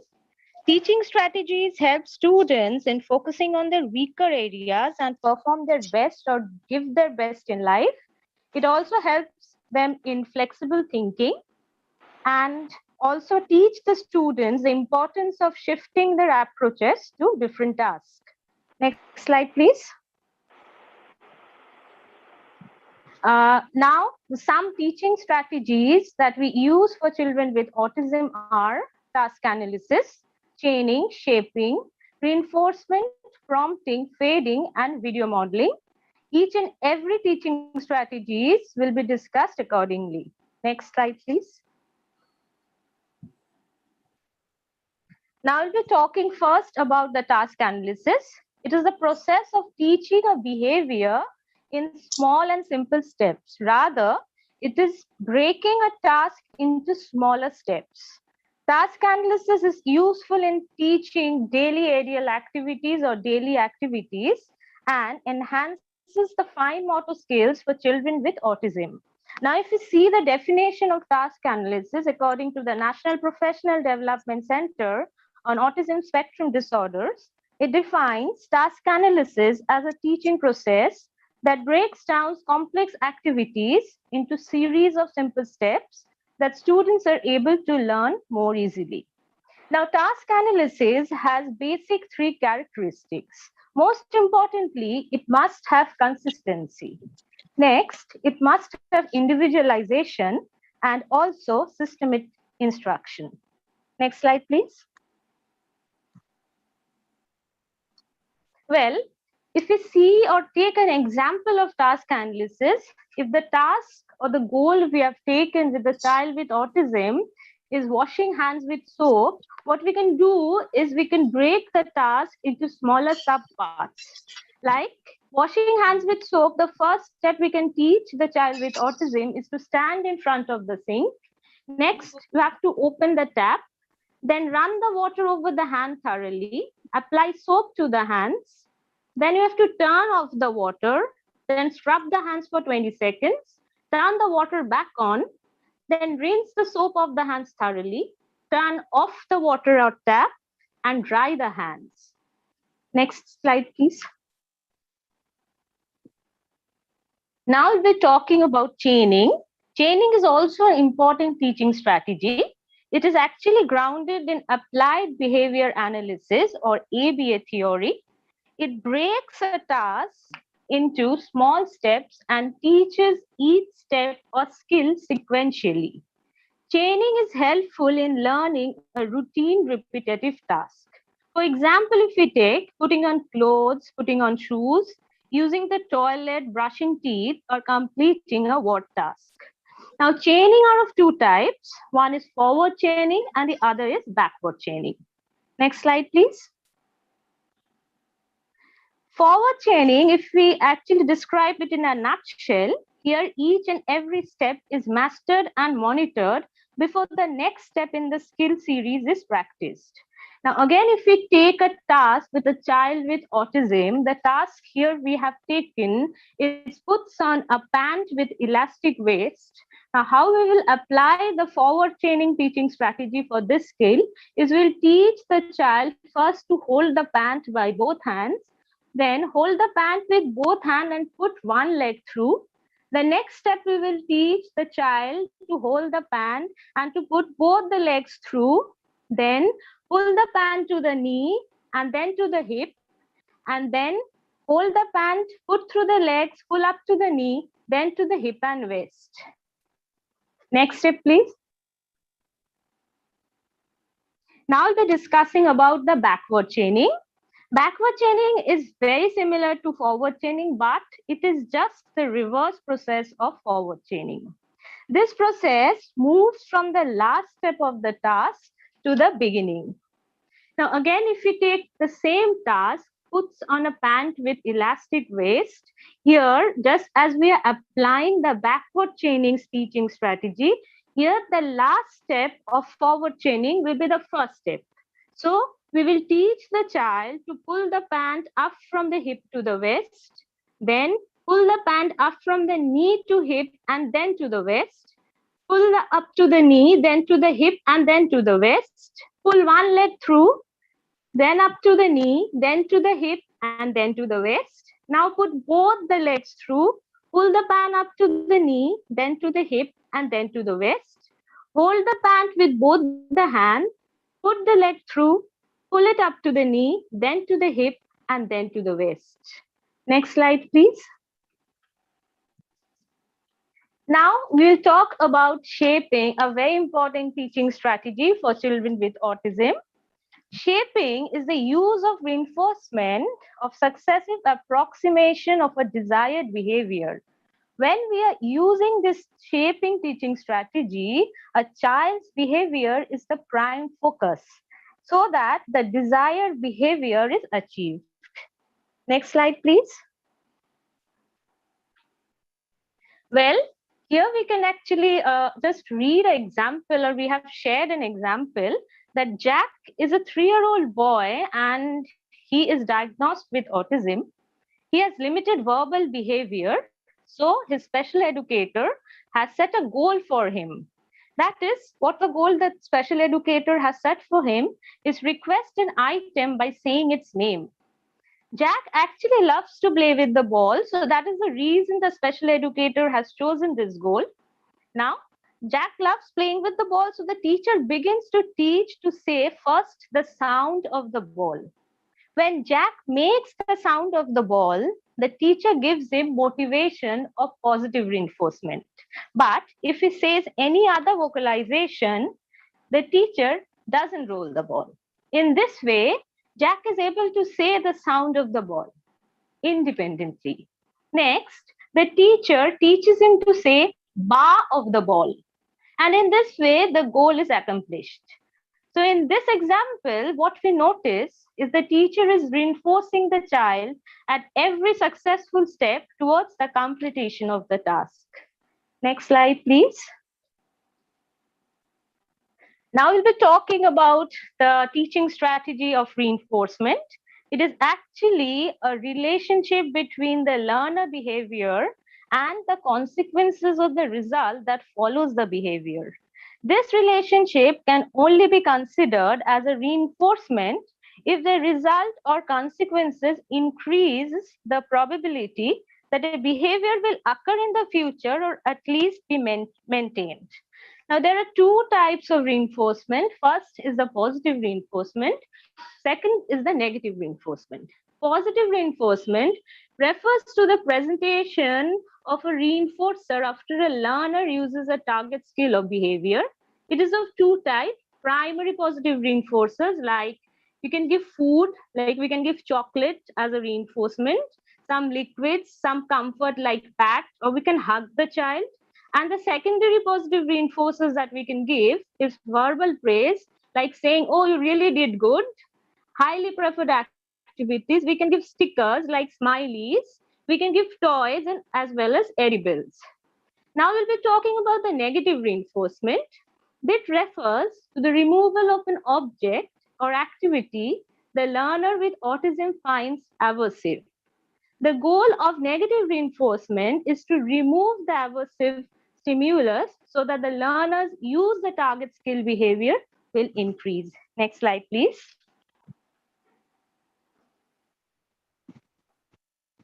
Well, this teaching strategy that we're going to talk about is prompting. Prompting, it is a stimuli a teacher uses to get learners to give a response using the target language. It is an instructional strategy, obviously, and it is used to help a child learn a new skill of behavior. Now, we can use various prompts while teaching a child with autism, like we normally use physical prompts, verbal prompts, gestural prompts, clues, modelings. Next slide, please. Well, this is the prompt of hierarchy. Here in this prompt of hierarchy, what we can see first, while giving a task to a child with autism, we first give full physical prompt. Then as the child starts to learn, we give partial physical prompt. Then as a modeling, we try to do the task for the child so the child can see and imitate and do the task. Next we give gestural prompt, like showing some gestures so that the child gets motivation and tries to do it. Then we give verbal prompt, like we can give some clues. For example, if we are telling the child to write the spelling of ball, we can say like B, the starting letter is B. So we can give clues in form of verbal prompts. Next is the visual prompts. Next slide, please. Fading is also an important teaching strategy for children with autism. Fading is decreasing or reducing the level of assistance needed to complete a task or activity. When teaching a skill, the overall goal is to engage the student in the skill independently. For example, here you can see if a child is writing A, what we can do is first we can give physical prompt by holding the child's hand and let her write the letter A. Then gradually we will reduce the prompts, and this reducing of prompt, we are saying it as a teaching strategy as fading. Next slide, please. Now I will talk about the video modeling. This technique of teaching strategy with children with autism uses video recording to present the learner with a skill to observe and learn. Video modeling is a mode of teaching that uses video recording to record the learner's target scale of behavior and is reviewed later on. Next slide, please. Well, the case study and the second part, the management strategies for children with autism, will be presented by Komal Kumari. So over to you, Komal.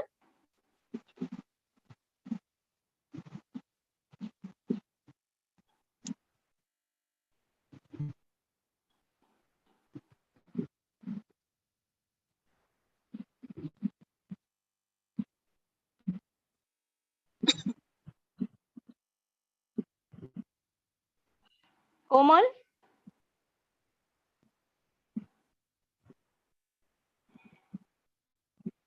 Hello. Hello. Am I audible? Yes, Komal, you're audible. Continue, please. Okay. Good afternoon, Paul. Thank you, Paul Lori. Good afternoon, everyone. We have just discussed the teaching strategies which can be used for the teaching for the children with autism. Since morning, we have learned a lot about how we can use the strategies and how we can use teaching strategies and educational strategies in an inclusive setup. Here I am sharing an experience that how I teach a child and achieve the goal which was set for her using different teaching strategies.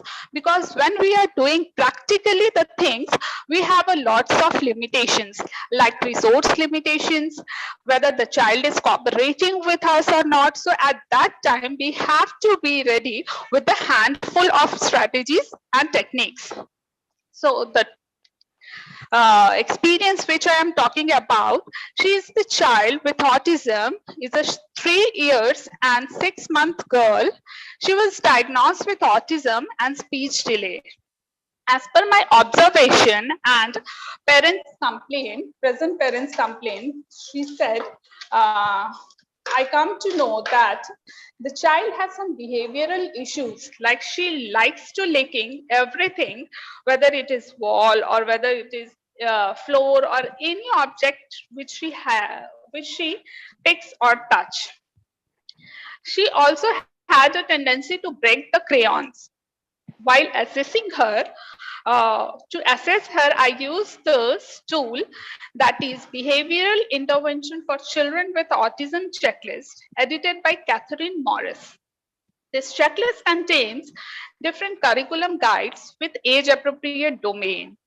And I assess the child with the beginning curriculum domain, which has 6 domains, namely attending skill, imitation skill, receptive language skills, expressive language skills, pre-academics, and self-help skills.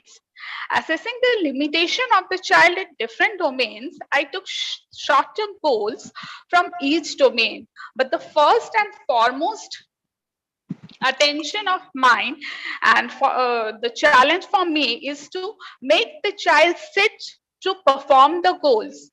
For that, I used a table which we used for the hyperactivity child to sit, and I gave her a lot of texture, different types of texture toys.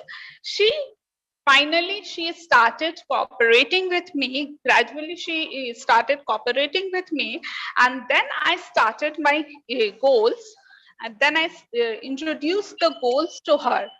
To improve the attention skill, the goal was beads arranging following the pattern.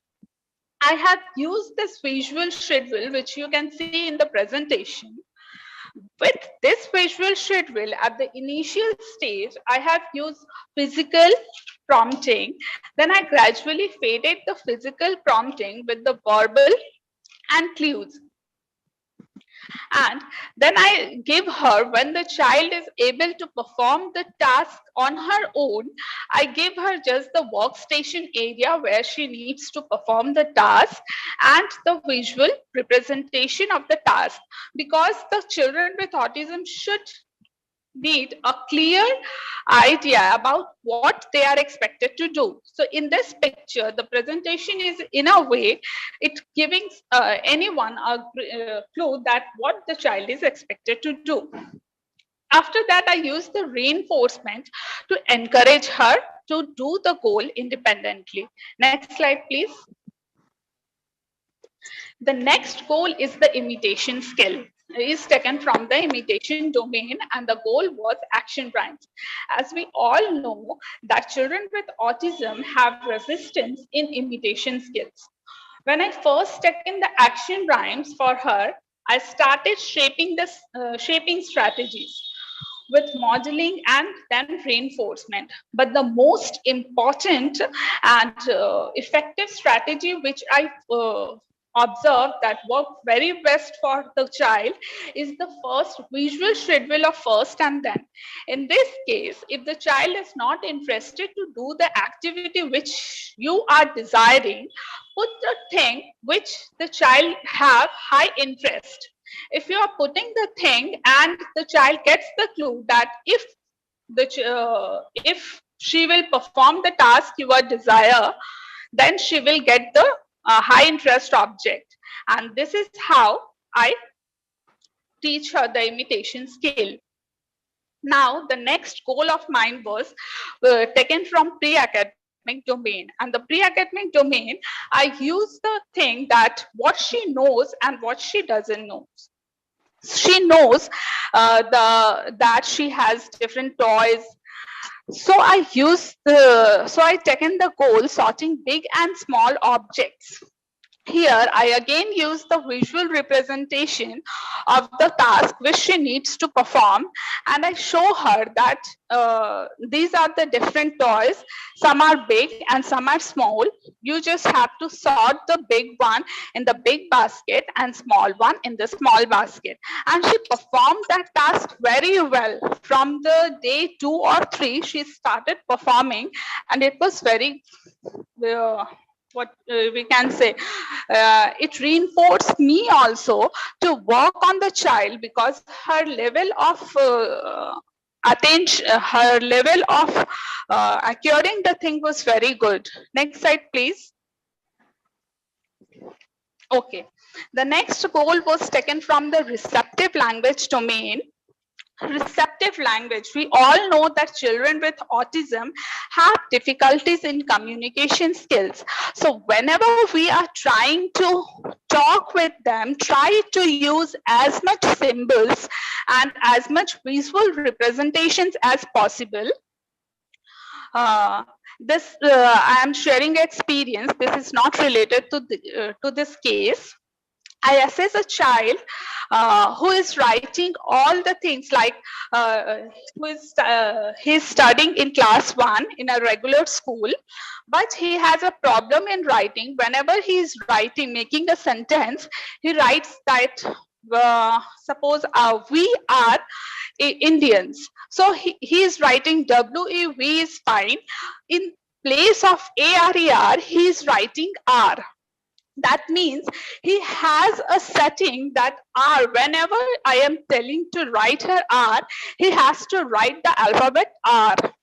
This is not his mistake. Whenever we are maybe the word is not processing, or he doesn't have that visual representation of the word. So whenever we are teaching the receptive or expressive language to the child, always try to use the visual representations of each and every word which are possible. The example is given in the picture. Next goal is the self-help domain, is taken from the self-help domain. Here I use, when I was assessing the child, I observed that her parents were complaining that we are taking the child time to time for toilet and giving her food and drinking water. But whenever we miss any time, she just do anywhere, she just pee anywhere, and she started crying whenever she feels thirsty and eating. So here I use that whenever the parents are taking the child for toilet, I told them that use these cards to make her understand that what she is going to do. So now, after 3 months, the child is able to understand, able to express her needs, at least through the pictures. She is indicating whenever she feels thirsty. Now she's not crying, she's showing her card to the person, and she asks for the water. So this technique is the picture exchange communication techniques, and the reinforcement for this technique is when you have to give the thing just when the child is showing you the card. Next slide, please. So after 3 months, I see that child is able to perform each goal independently. But she is now able to indicate her needs with text. For her behavioral issues, I refer the child for occupational therapy. Here, identifying the need of the child and referring to them to the professionalist which can help them is also a good technique to help the child.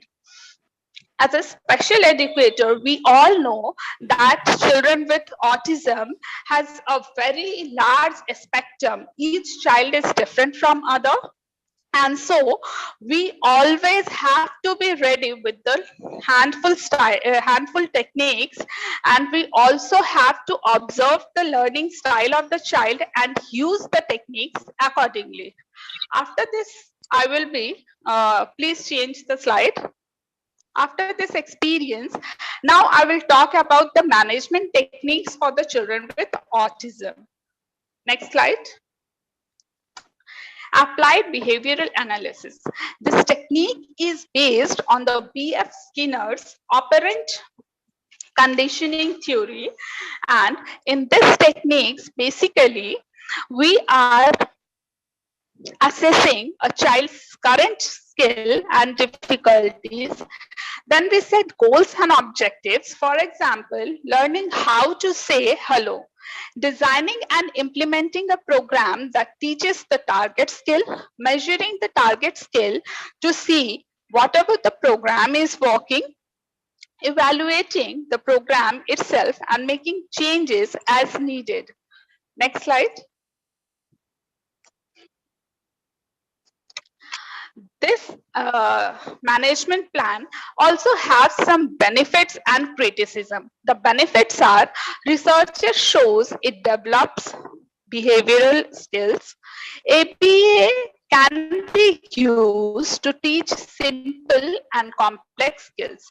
It gives parents strategies for teaching children at home. It shows that kids with autism are capable of learning. Criticisms.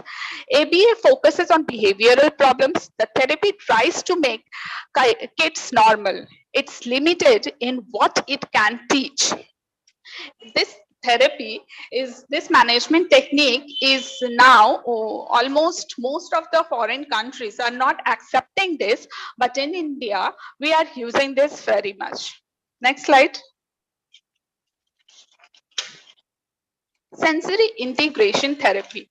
When we are talking about sensory integration, we are talking about the use of all our senses, all the 7 senses, basically the 5 senses, touch, smell, taste, sign, and hearing, to integrate the thing which we, to get the knowledge what we are happening, what is happening outside and inside us.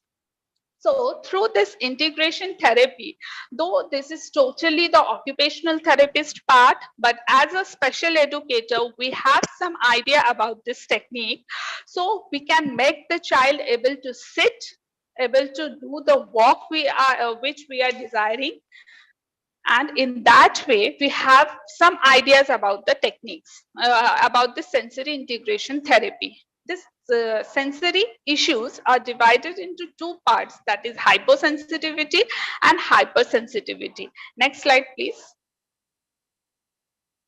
Okay, so this sensory issues, why I'm talking that we should have some idea, because if the child is hypersensitivity to smell and you are giving them a smell thing which is very which he needs to like to smell, then it will affect him badly. And when the child is hypersensitive and you are giving him no smelly things, then it also undergoes his desire of smell. Next slide. Relationship development interaction. RDI. Relationship development intervention is a parent-led approach that focuses on teaching autistic children how to develop social skills and think flexibly. This therapy, as in the morning session, Alokananda ma'am was saying, using this to use this therapy, you can intervention, you can use the floor sitting activity strategy. So it will develop the child's thinking socially. He will be very much, he will try to come to you and he try to start the communication. Relationship development intervention is customized for individual children. After an initial assessment, a consultant develops an individualized program for a child and trains the child's parents to implement it. The program is made up for teaching strategy and techniques that parents are on a daily basis with their child. It takes quite a lot of time, but this type of part daily routine of the family. Next slide. Music therapy. Music therapy works very beautifully, not only for children with autism, but for every individual. Music therapy is like the stages of music therapy is assessment, goal setting, activities, and evaluation. But if you are not a specialist in this area, you can use some of the music ragas, that is, you can use rag yama. If your child is not able to concentrate on the goals or the task you are trying to make him perform, and if the child is having sleep disorder, you can also use that rag malforms, that is this poetry type of singing, which help the child to sleep on a given time. Next slide, please. Dance and movement therapy. This is also a very good therapy for the children with autism. And to all, I can say, emotionally, socially, cognitive, and physical development, this technique and this therapy helps in overall development of the child. And suppose you want to teach a child twinkle twinkle little star. If the child is not able to understand that what does twinkle means, he will not perform the action or he will not say the words.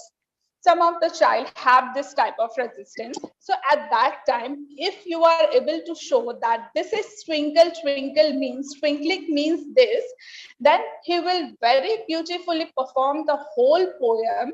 And I think this is the power of dance and music movement therapy. Next slide. Thank you, everyone. I'm very grateful to be the part of this program, this awareness program. Thank you.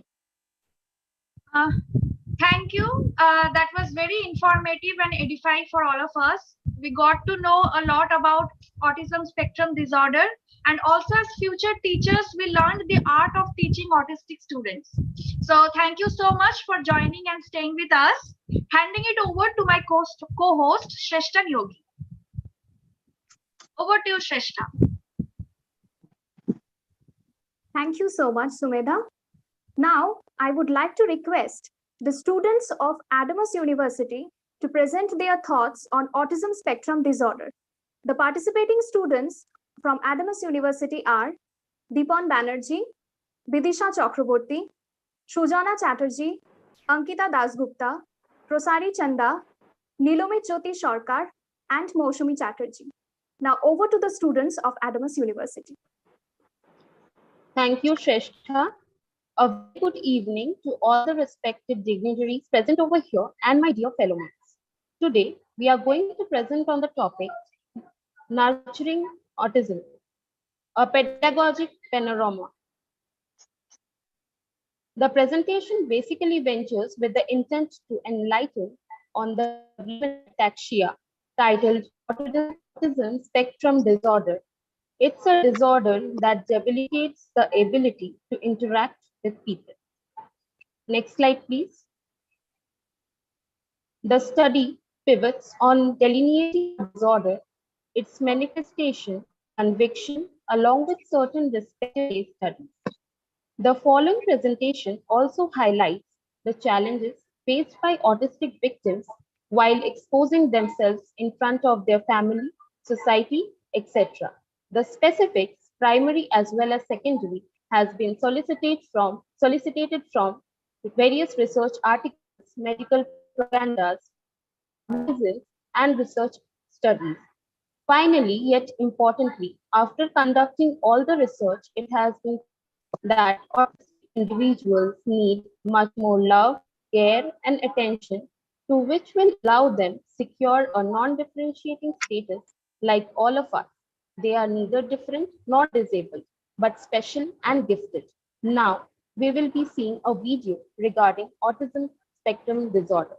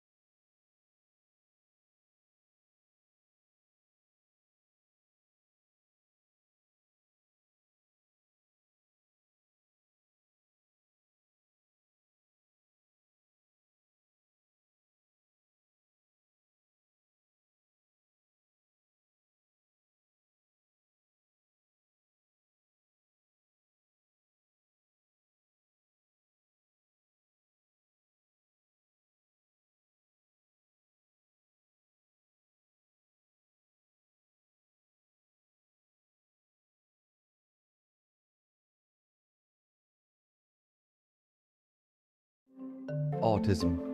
What if I told you some people may have autism, but they don't look different to anyone else? What if I told you it was a hidden illness? Sure, it may sound a bit scary, but on the whole, it's not a bad thing. It's just that nobody really knows what it's about. Most people seem to think that autism is caused by a defect on a genetic level. But in reality, scientists don't know what the cause is.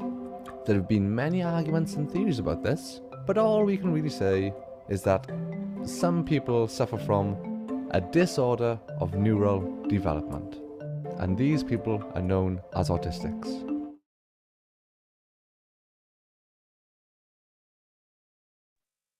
We are extremely sorry for the technical glitch. Now, from the video, it is clearly understood that autism spectrum disorder is a neurodevelopmental disorder characterized by deficits in social communication and social interaction and the presence of restricted repetitive behaviors. These disorders are characterized by three core deficits: impaired communication, impaired social interaction.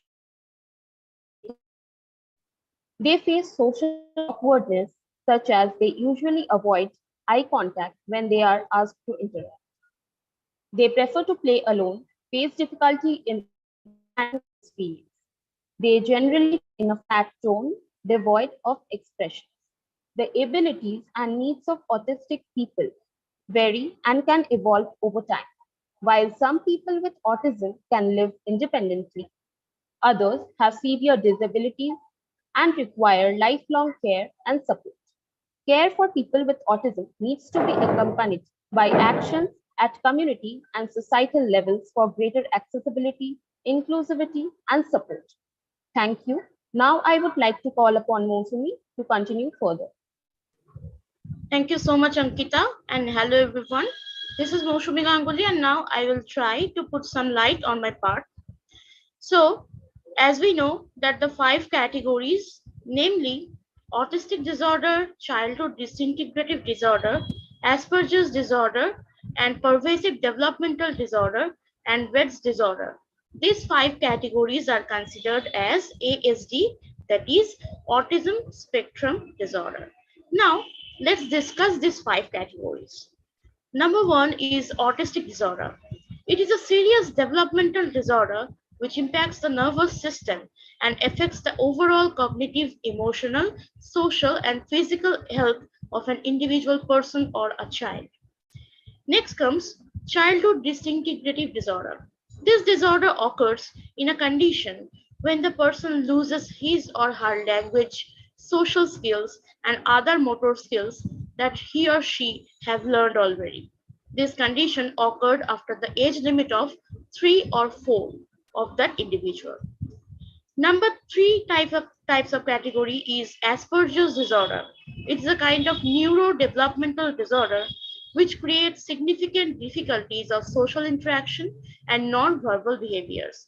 Sometimes repetitive behaviors and interests are also seen of a particular aspect in this category. This syndrome is named by Hans Asperger, who also described the children who was in his care, who was unable to form friendships, unable to understand other gestures or feelings as well. Number four is pervasive developmental disorder. It is a kind of disorder in which the delay of multiple basic functions like socialization, communication can be seen. It occurs during infancy, but neither the parents nor the doctors can identify until the child became 3 years old. Number five is Rett's disorder. This is a kind of rare genetic problem that affects the way of the development which causes a progressive loss. This disorder primarily affects the girl childs. They normally grew from the first 6 to 18 months and then loses their skill like the ability to crawl, to walk, to communicate or to use their hands. But we know that psychology is a subject in which we can see that each and every human being is different. So their mental condition is also the different. So apart from the above symptoms, there are several other symptoms as well. It varies according to the child's mental condition. Now, I have completed my part and I request my fellow team member Shujana Chatterjee to proceed with her part. Shujana, continue. Thank you, Moushumi, and a very good afternoon to everyone. This is Shujana Chatterjee from School of Education at Damas University. So we know that DSM-5 criteria have been shown to appropriately identify younger children and those with mild symptoms. So by using those symptoms, can we identify the younger children in classes or outside of the classes? Yes, we can. ASD symptoms emerge in the first 2 years of life, affecting multiple developmental domains, mapping onto symptom dimensions. It includes abnormal social approach and failure of normal, reduced sharing of interest, emotions, poorly integrated verbal and non-verbal communication, abnormalities in eye contact and body language, or deficits in understanding and use of gestures. Total lack of facial expressions and nonverbal communications is there. They have difficulties adjusting behavior to adjust with various social contexts. So these are the symptoms a teacher as well as a special educator or a person should know, because earlier identification and diagnosis of autism spectrum disorder, that is ASD, can improve opportunities for children to benefit from intervention. Now, over to you, Deepan. He will discuss about the teaching strategies of autistic children, that is different but mandatory.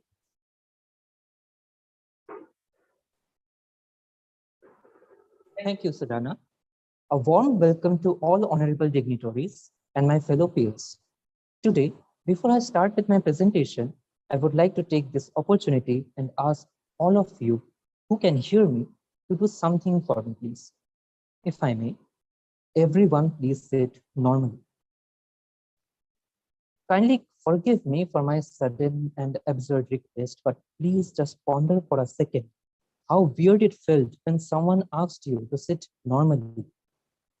And now put yourself in the shoes of an autistic child And imagine what goes over in their mind when we do the same to them over and over again, every day in their life. My question to all of you is, isn't normal is what we do normally? In present day and age, ASD is a common syndrome observed among people of all age and gender. And thus, it's quite natural that a teacher may find one or more students in their class having this condition. As you can see on the screen, roughly 23 out of every 10,000 children in India is suffering from autism. Every 1 out of 500 class have one or more autistic child in them. Only 0.05% of the total strength of pre-nursery or kindergarten teachers has some or partial training on attending an autistic child in India. These numbers shown in the presentation speaks for the fact that we are lacking behind and we haven't been doing enough to better the situation. We need reforms at curriculum level to address the pressing issue of increase in ASD cases in recent past. Moving forward, I would like to bring into everyone's attention on the general perception and our existing pedagogical approach regarding teaching an autistic child. It is largely based on making them normal. This notion of making someone normal is as bizarre as it can get. Long-term research scientist on autism, L. Motron, in his recent scientific editorial, criticized present approach as it's based on suppressing their repetitive behavior and confronting them for any obsessive interest. He rather advocates for strength-based approach, which can take in account the diversified needs of every individual suffering from ASD and help them get better in ways suitable for them specifically. As per this approach, focus is not on changing them, but making them feel more accustomed with our quote-unquote normal. L. Motron said, we should try to make them relate, interact with the social world without trying to force the autism out of them. Mr. Stanley Greenspan, another fellow scholar and scientist in his floor time approach, which works on the same principle, said, follow the child's lead, observe them, and then help them in the ways that helps them open up to the world.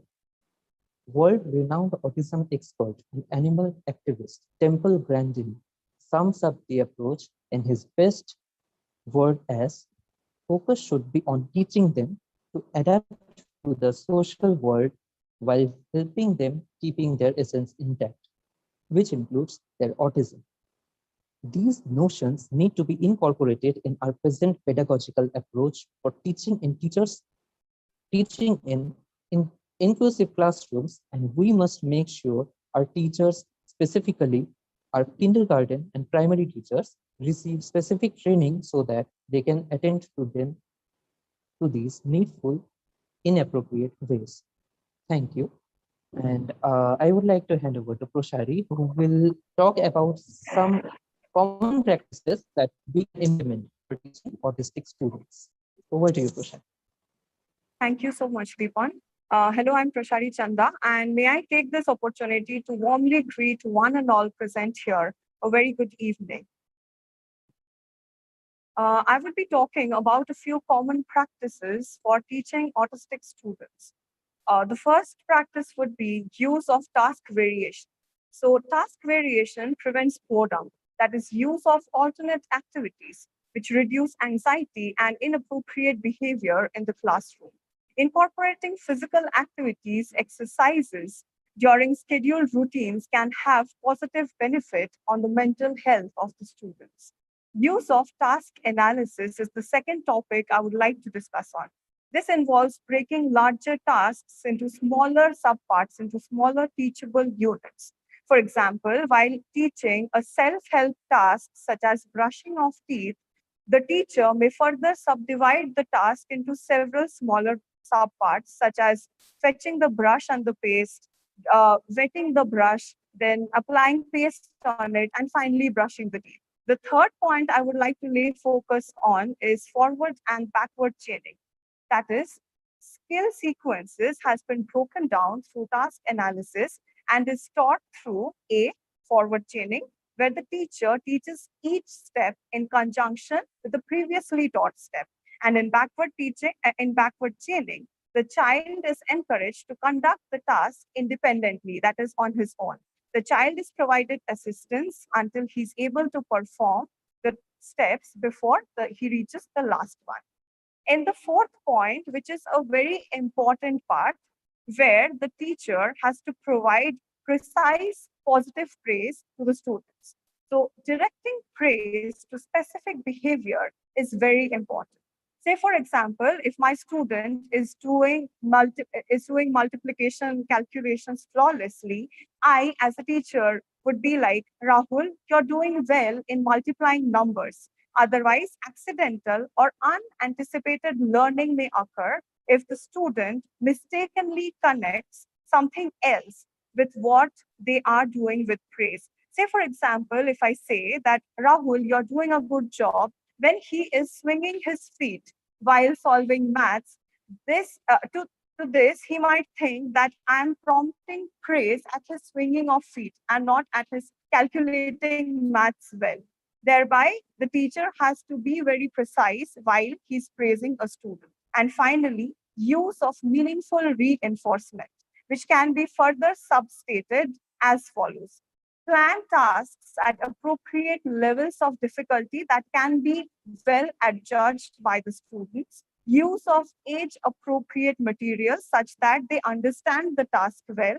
Break down the oral instructions to them in a manner which is going to be lucid and feasible for them. Provide opportunities for choice as per their taste and preference. And finally, to develop talent and interest in areas where they genuinely take interest in. Moving on, I would like to mention things that are to be kept in mind while dealing with autistic kids. So I would be referring to a few points, where the first one would be to create a conducive environment that is, most importantly, not overstimulating. For example, loud music being played at the backdrop while the children are studying or concentrating might cause in concentration lapse for the children. So the child should be provided with a structured environment with a predicted routine. So picture schedules may be used to represent events that may be late in the class for their convenience. Secondly, repetitive motions may be selected for the children. Say, for example, box tasks may be included, where sorting colors in boxes or applying caps to the pens may be used to develop good habits in the children. Thirdly, voices must be kept minimal, as loud voices might cause agitation and confusion among autistic children. Engaging children in playful imitation games and strategic classroom computer applications are to be done to enhance the social skills of these autistic children. Reading comprehension is an issue that every autistic child deals with. Thereby, adaptation of shared reading activities are to be implemented as a method to develop literary skills among them. Avoid using long verbal instructions or communication, as remembering the sequence might become very problematic. The teacher should initiate use of concrete visual methods to teach number concepts. Say, for example, the teacher may make use of wooden apples, cut it into 4 pieces, cut it into 2 equal halves to make the children understand the concept of fractions. And finally, in older non-verbal children, touch is often their most reliable sense. It is often easier for them to feel. Thereby, letters can be taught to them by letting them feel plastic letters. Thereby, I would like to conclude by saying that teachers, instructors, or parents, for that matter of fact, play a very important role, a very poignant role in the overall development of a child. Now, I would request my peer Bidisha to kindly carry forward the session by throwing light on the negative impact of autism. Thank you so much, Prashari. This is Bidisha Chakraborty. I wish you a very good evening. And the part which I'm going to talk about is the negative aspect of autism. These are some of the possible manifestations leading to distressful outcomes like social isolations. We all know that autism itself affects the medium of communication, curbing their possibility of development. So whenever a child is detected with autism, usually they are victims of bullying. They are left isolated with so-called, I quote, normal children. Another is familial discourse. The parents are sometimes in dilemma with their own words. There was a case study where the mother called up the doctor and she moans that she is unable to connect with her child. But the doctor suggests that she is trying to impose the behavior she is expecting. But the doctor advises that to change that perception of her and nurture the child the way it is trying to behave or expose herself. Okay, next. Difficulty in maintaining friendships. The autistic child possesses a cognitive mapping of their own, for which they are either too sensitive to reciprocate with anyone or have highly impulsive way to correspond. So it's natural they have a different way of behaving that leads them to discontinue or difficulty in manifesting friendships with others. They have a world of their own, and we must not intervene there with our so-called, I quote, normal expectations. Now, coming to ambiguous exposure, you cannot decode the absolute behavior being conferred by the autistic child. Like they are way too introvert or they are traumatic at times, or either better to use impulsive. They are either very introvert or very extrovert, or rather impulsive sort of a behavior is expected from them. Now coming to sleep disorders, the autistic individuals suffer from a lot of sleep disorders like insomnia, and the most significant one, sleep apnea, where they have a difficulty in breathing, and that can actually lead to fatal ends sometimes if not cured properly. Now, I would like to show you a video which will manifest all the possibilities I have just followed up.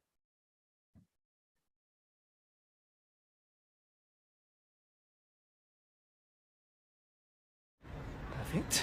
Come on then, have a great day. Thanks for keeping an eye on it. Off somewhere fun today? Are you all right? What gift have you got, Sam? It's just a calculator. Off somewhere fun today? Are you all right? Off somewhere fun today? You all right? What gift did you get, Sam? Is it a calculator? Sorry, did he scare you? Yes, Sam. Is it a calculator? What gift did you get? Is it a calculator? What are you doing? You trying to kill yourself? Are you blind? Have you seen this epic fail? What's that like? Have you seen this epic fail? Somewhere fun today? Are you all right? What are you doing? You trying to kill yourself? Are you blind? Sorry, did he scare you? Is it a calculator? Sorry, did he scare you? I thought you were. What was your name? We're out of packets. Do you want to see the special? What's two Are you okay? How can I help? I'm autistic, and sometimes I get too much information.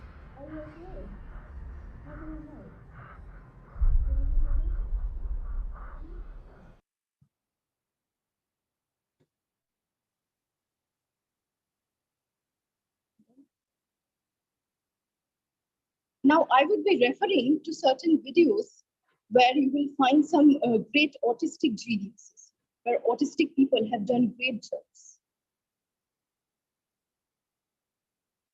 What would you like them to know about you? I'm a very creative person. I love my autism. I'm never gonna stop being me. I ain't gonna stop being creative no matter what. I already love you, man. Love you too. And I heard you know every movie release date from the past few decades. Yes. Is this true? Yes, it's true. I find that hard to believe. I'm gonna have to test you. Okay. Titanic. December 19, 1987. Flubber. November 26, 1997. Star Wars Episode 1. May 19, 1999. Born Identity. June 14, 2002. Frozen. November 27, 2013. Star Wars Episode 4. May 25th, 1977. My goodness. This man is unstoppable.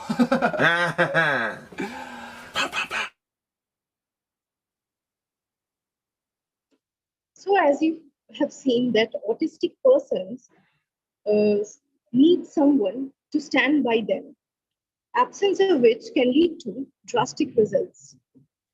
So, and if you look at the flip side, we as a society stand by them, understand them, and facilitate their incorporation in our so-called quote-unquote normal society. It can do wonders for them if we want.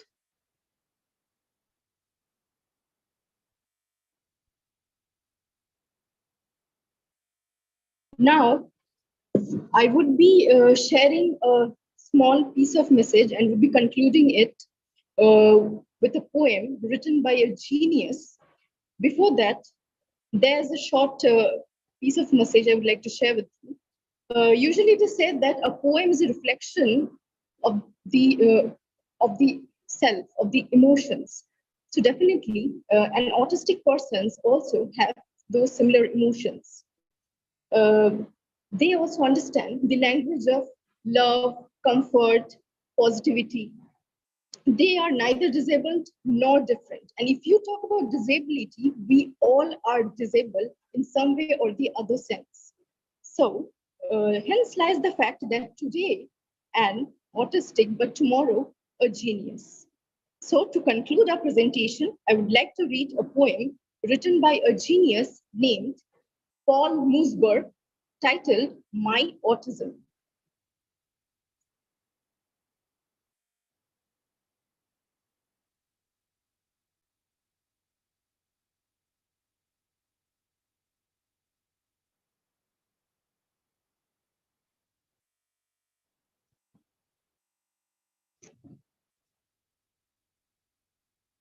My autism is a world inside of my mind, language in image, picture in rhyme. Speaking the word to which I'm blind, pictures of echo, sounds of mine.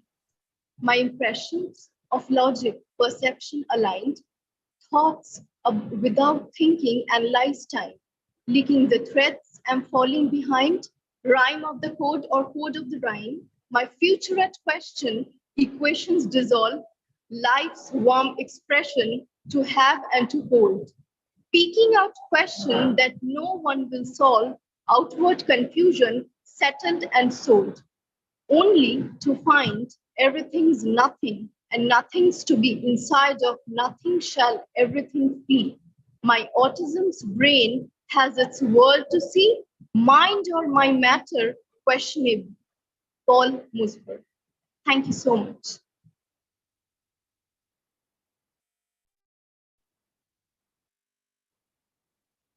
Thank you so much to the students of Adamus University for such an amazing presentation, and it definitely added to our knowledge on autism spectrum disorder. Now, I would like to request my co-host Sumedha to proceed to the photo session part and to the vote of thanks, marking the ending of this session. Over to you, Sumedha. Excuse me, could I have a moment, please, if it would not like... Yeah, sure. Yeah, sure. Okay, thank you so much for this. But I just had a few things to say, especially regarding the last presentation, I found that, please do not mind me saying that it was an amazing attempt, but I found that the entire presentation was extremely ableist. I have no idea if any one of the presenters from the Adams University actually are on the autism spectrum, but we are, and none of us are like that. It was an extremely reductive understanding of autism, and I think through our presentation we attempted to explain how there is no one symptom. Like, I think someone said that there are like symptoms which can be pinpointed, like people cannot communicate, and that we do not smile or something like that. It's not like that. See, I can smile. I'm smiling, and also I can talk. I can communicate. I just presented my paper, and the thing is, also this entire idea that autism can be cured. It's not something like that. Autistic people are not diseased. It's not something that you cure. And also, there are no negative aspects of autism. It's ableism. It's ableism that makes some kind of people to, like, their living, their experiences are more difficult. It is the ableist people, the able-bodied and able-minded people who make their experiences negative. There are no negative aspects of autism. The fact that we are socially otherized, and the fact that we are ostracized, and the fact that people hear autism and they think of certain stereotypes, that is not our fault. That is not autism's fault. And also, autism does not make a genius. Autism today, genius tomorrow. I mean, I'm not a genius. I'm a very ordinary student. Monoshit, Shomragi, none of them, like, they are all very talented individuals, but I don't think that it has something to do with autism. And this entire idea that autistic people are undercover geniuses, that someday they might turn into something extraordinary and they might achieve some extraordinary feat, that expectation is extremely problematic. Say someone cannot do that. I haven't been able to do something like that yet. So what? My life does not matter anymore, and suddenly autism is not justified anymore. So this entire idea that autistic today, genius tomorrow, what did that even mean? Like, what if someone becomes a genius tomorrow, they will not be autistic anymore? I have no idea. It feels like as if we are on an, and especially I found it very, very problematic that Temple Gardner was being constantly quoted while nobody addressed the fact that how problematic her teachings are.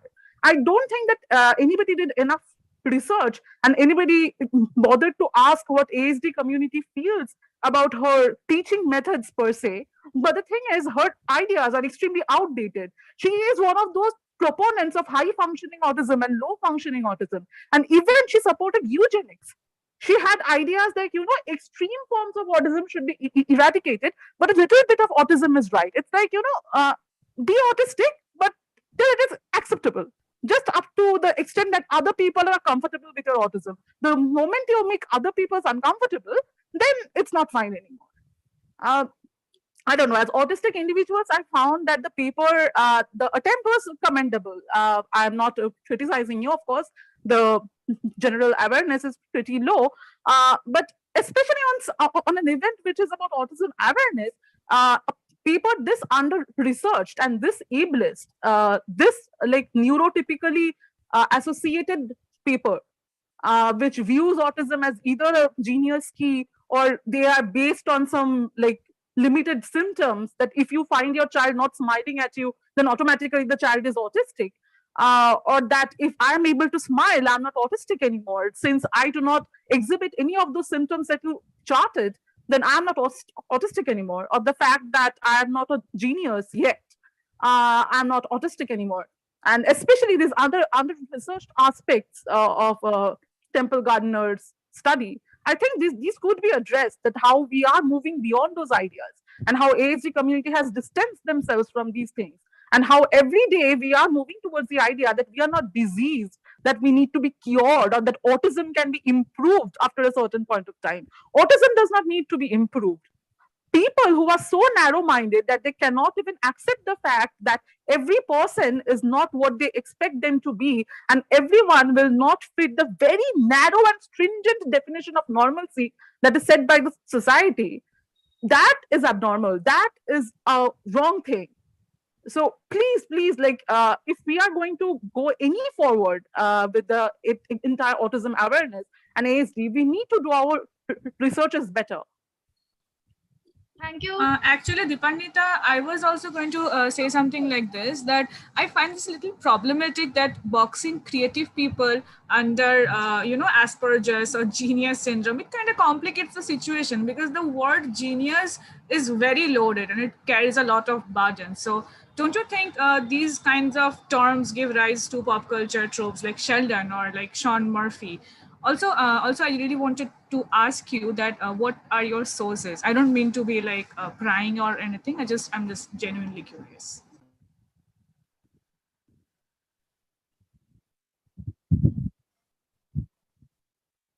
Okay, so Dipandita Paul and Kajuri, who just said last? Is it Kajuri? Yep, it's Kajuri. Yeah. For whom you asked the question? I missed that. It's actually for the last presentation, Team Adamus University. Okay, so the presenters, I'm requesting the presenters of Adamus University to please try to answer the question asked by Kajuri, as well as the issue that has been raised by Dipandita Paul. If you have any kind of vision or opinion on that, please share it with us. Okay, Sujana Chatterjee is trying to say something. Yes, I just, with respect, I just asked a question to Dipandita ma'am that without any symptoms, can you identify any disorder?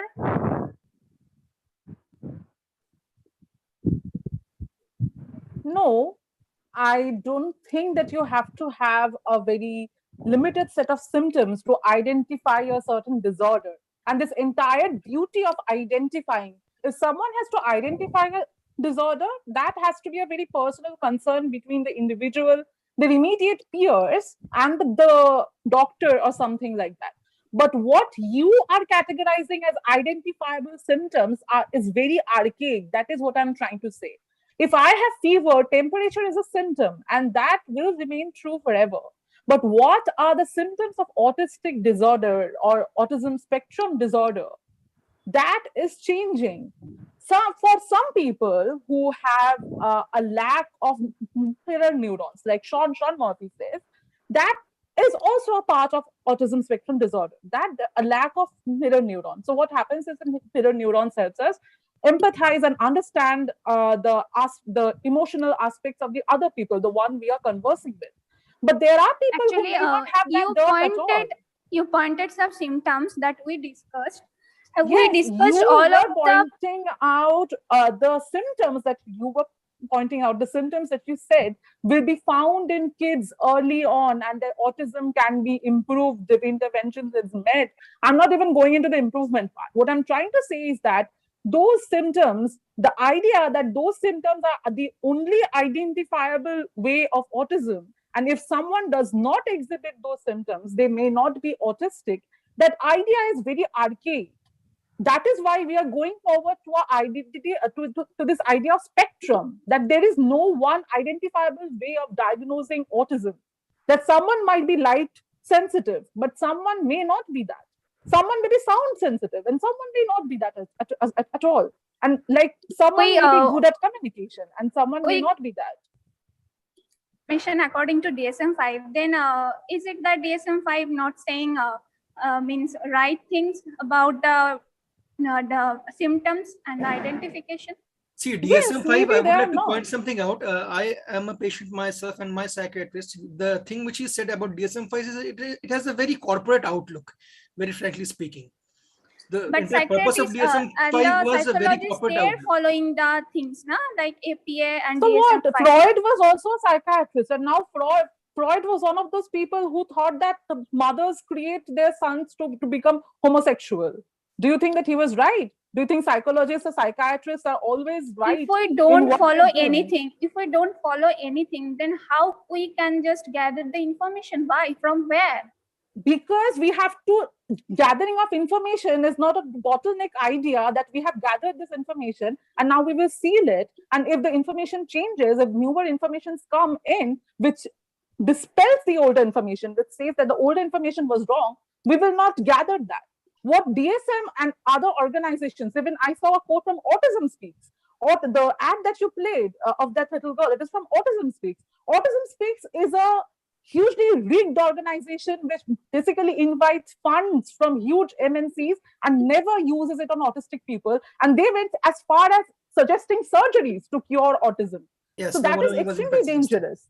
See, yes. Me being an individual, Dipanita here, Shamlan here, we feel it very personally. That is why we are pointing these things out. Otherwise, there is no purpose behind there's no intention of demeaning anyone. And I just want to say our perspective that we just want to show out the symptoms that a teacher, we are the would-be teachers, okay? So if in our class there would be students who can be the autistic child, so we can identify these symptoms and we will identify by which way. Misidentify. I mean, I am just scared that it's not about identifying. I'm just scared that you will find someday one child not smiling and the next day you will diagnose them with autism, which may not be the case at all. Or someday you will find that the child does not want to make eye contact. They might have just obviously in a 25 minutes of videos we can't show all the I understand, but I also collect. find your attitude very problematic. When autistic people are trying to tell you that what you're doing is wrong, and instead of listening to them, you're trying to contest them by saying, so psychologists are wrong, psychiatrists are wrong. That is very problematic because our lived experiences they were never heard. Psychologists and psychiatrists made theories about women, made theories about homosexual people without even acknowledging what they felt, what they knew. But I just want to say that on your talk that everyone has the idea that only one symptoms never depicts that the person has a disorder. There is also a process. We know that. Really? It did not show in the presentation actually. Because we got it's a general idea. You had enough time actually. You had more than enough time. It was a very long presentation. I thought that it could be a bit more nuanced. Idea in that fact, by only one symptoms I can't say that the person has a ASD. Yes, no. Deepan Banerjee's part was actually more nuanced. He actually did the research work. His part was actually well studied. I mean, it was amazing compared to the rest of you. And the fact that you have the audacity to stand here and fight and quarrel with an autistic person who is saying that your idea we did because we collect the information from the DSM-5. That's fine. Yes, but the DSM-5 is not accurate, like Monoshi just pointed out. And if you're learning about autism and you don't go into the nitty-gritties of these, that you will not understand what organizations mean. Then you have to fight with DSM against DSM-5, not with If you are quoting them, we are fighting against DSM-5. Don't underestimate us. We are fighting against them. No, I'm not. If we fight them, it's not like we cannot also criticize people who are quoting them. And the fights are not very hidden. If you just go onto the social media and search anything like actually autistic or autism community or things like this, autism support pages, you will find numerous posts about this. Social media is a haven of information. You will find several people that... Okay, so Bidisha Chakraborty has something to say. She is raising her hand. Please let her speak. Okay. Yes, Bidisha. Hello, this is Bidisha. Hello, Dipanitadi. Actually, you were absolutely right. I have used the word genius. I'm really sorry for that. Because yes, it is a coded term because we won't be manufacturing geniuses. We have to change ourselves, not the autistic people. We have to make them feel comfortable. So I'm really sorry if you have felt bad about it. You were right from your point of view. It was actually correct. No, it just concerns me that when these expectations, these pressures are put on autistic kids. I remember there was an interview by Dr. Muthurangam or someone. He is an expert on autistic kids, and he pointed out, if you don't know, there is this movie called Main Aisa Hi Hu, where Ajay Devgan played an autistic father. It was, I think, a remake of a Hindi movie, and that again was remade in Tamil. So the doctor pointed out that people were very emotional. It is an autistic father, single father, and they were very emotional. But what happened is that he said that the parents who came in with autistic kids, they started fearing that their kids would inevitably grow up into clowns like Ajay Devgan. Or if the South Indian counterpart was even more dangerous. They actually showed that there are mentally disabled people who were only clowns. So what happened is that when autistic parents, like when parents of autistic kids see these things, they automatically expect that already as Indian students, we have so much pressure, familial pressure on our shoulders that we have to do something. We have to prove ourselves to be something. So again, if autistic kids are given this pressure that inevitably have to turn into a genius, you have to be a Sheldon, you have to be a mathematical genius. And if somehow they are not, then automatically no, you are right. This entire thing of being a scientific genius also makes them like less we are really sorry for that. We shouldn't have used the term genius. Really sorry. That's really identifying categorization. What we say, we are categorizing. Yes, we must not expectation that someday they might, like you said, that one day autistic, next day genius. That expectation is very dangerous. What if they yes, cannot definitely we should we can't expect that. We should make them feel comfortable, right? We are supposed so to not just the word genius, but also words like special and gifted that were used from the very beginning of the presentation. I think it just lends more to the otherization of autistic people. Obviously, because our we all have disabilities, like we all have weirdities. It's fine, and what we are doing, since we are a majoritarian population, we are not being. Nobody counts us. Just because they are autistic, it's very easier to attack them. I absolutely agree with Dipanita Di. Thank you, Shumedha Di. I think someone else said gifted or whatever. Sorry. I was talking about it. How it's such a burden concept. No, it is. Also asked about the teaching methods. I think she's also very interested to know about. I'm a little interested about the sources. Sources, right? Yeah. Okay, so I guess that is the end of the discussion. Or is anyone having any kind of question? Is anyone having any kind of question? None so far.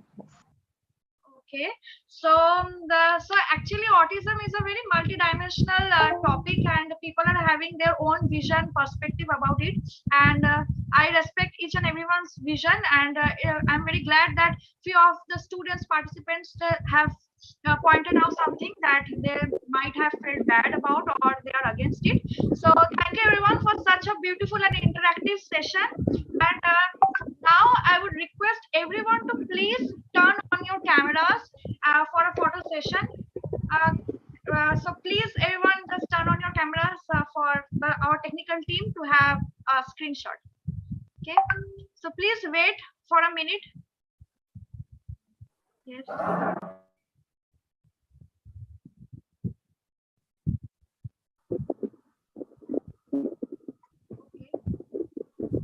Ma'am, is it done? So please wait. Okay.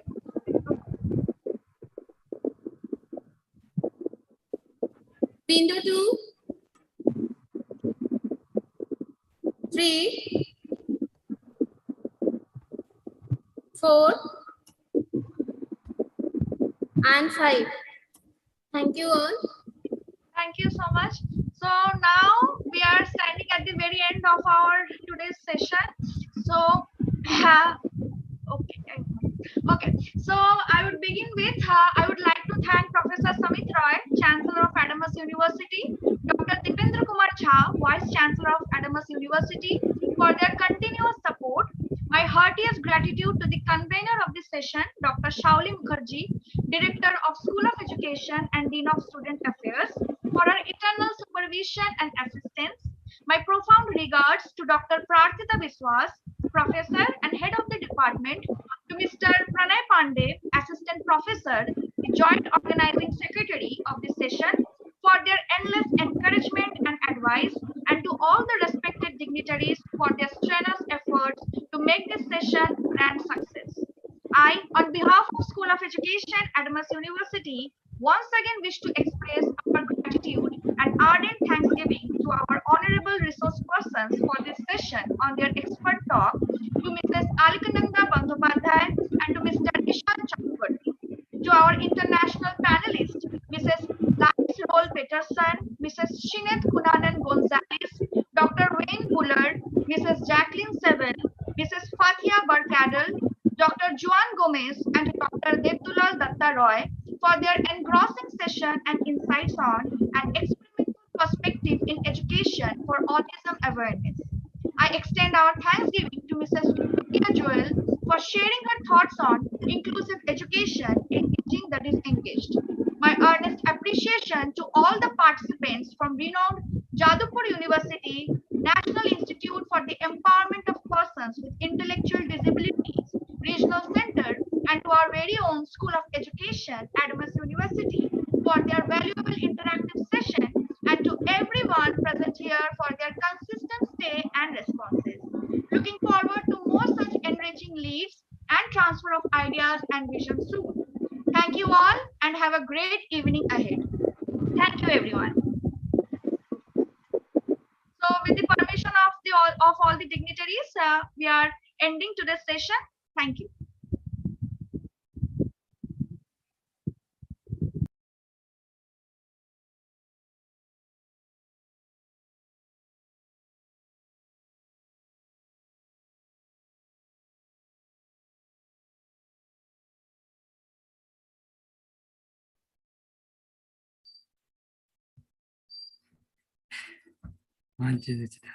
boleh.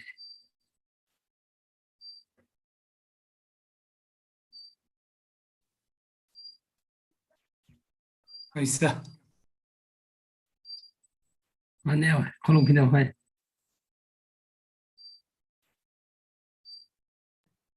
Kolom Rickland. Siya maripot.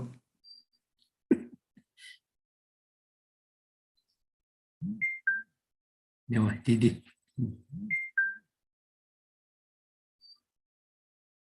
Oh, teo wakam do fimas ya dilakam dilemas ya. Ya, Didi.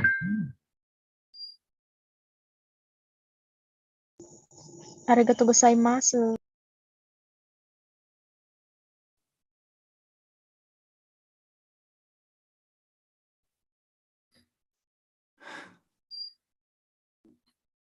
Wanzami uncle maila kumewa. Agul malna arigato ilu. Nachilig lang.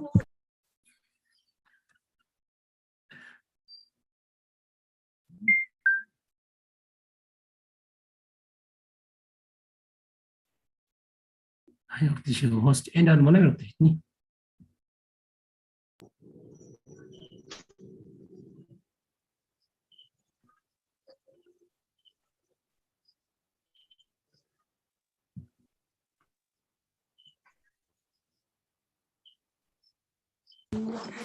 Wah, pretty sick pala.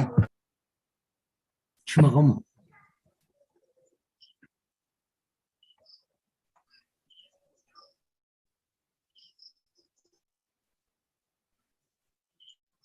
La utini wan.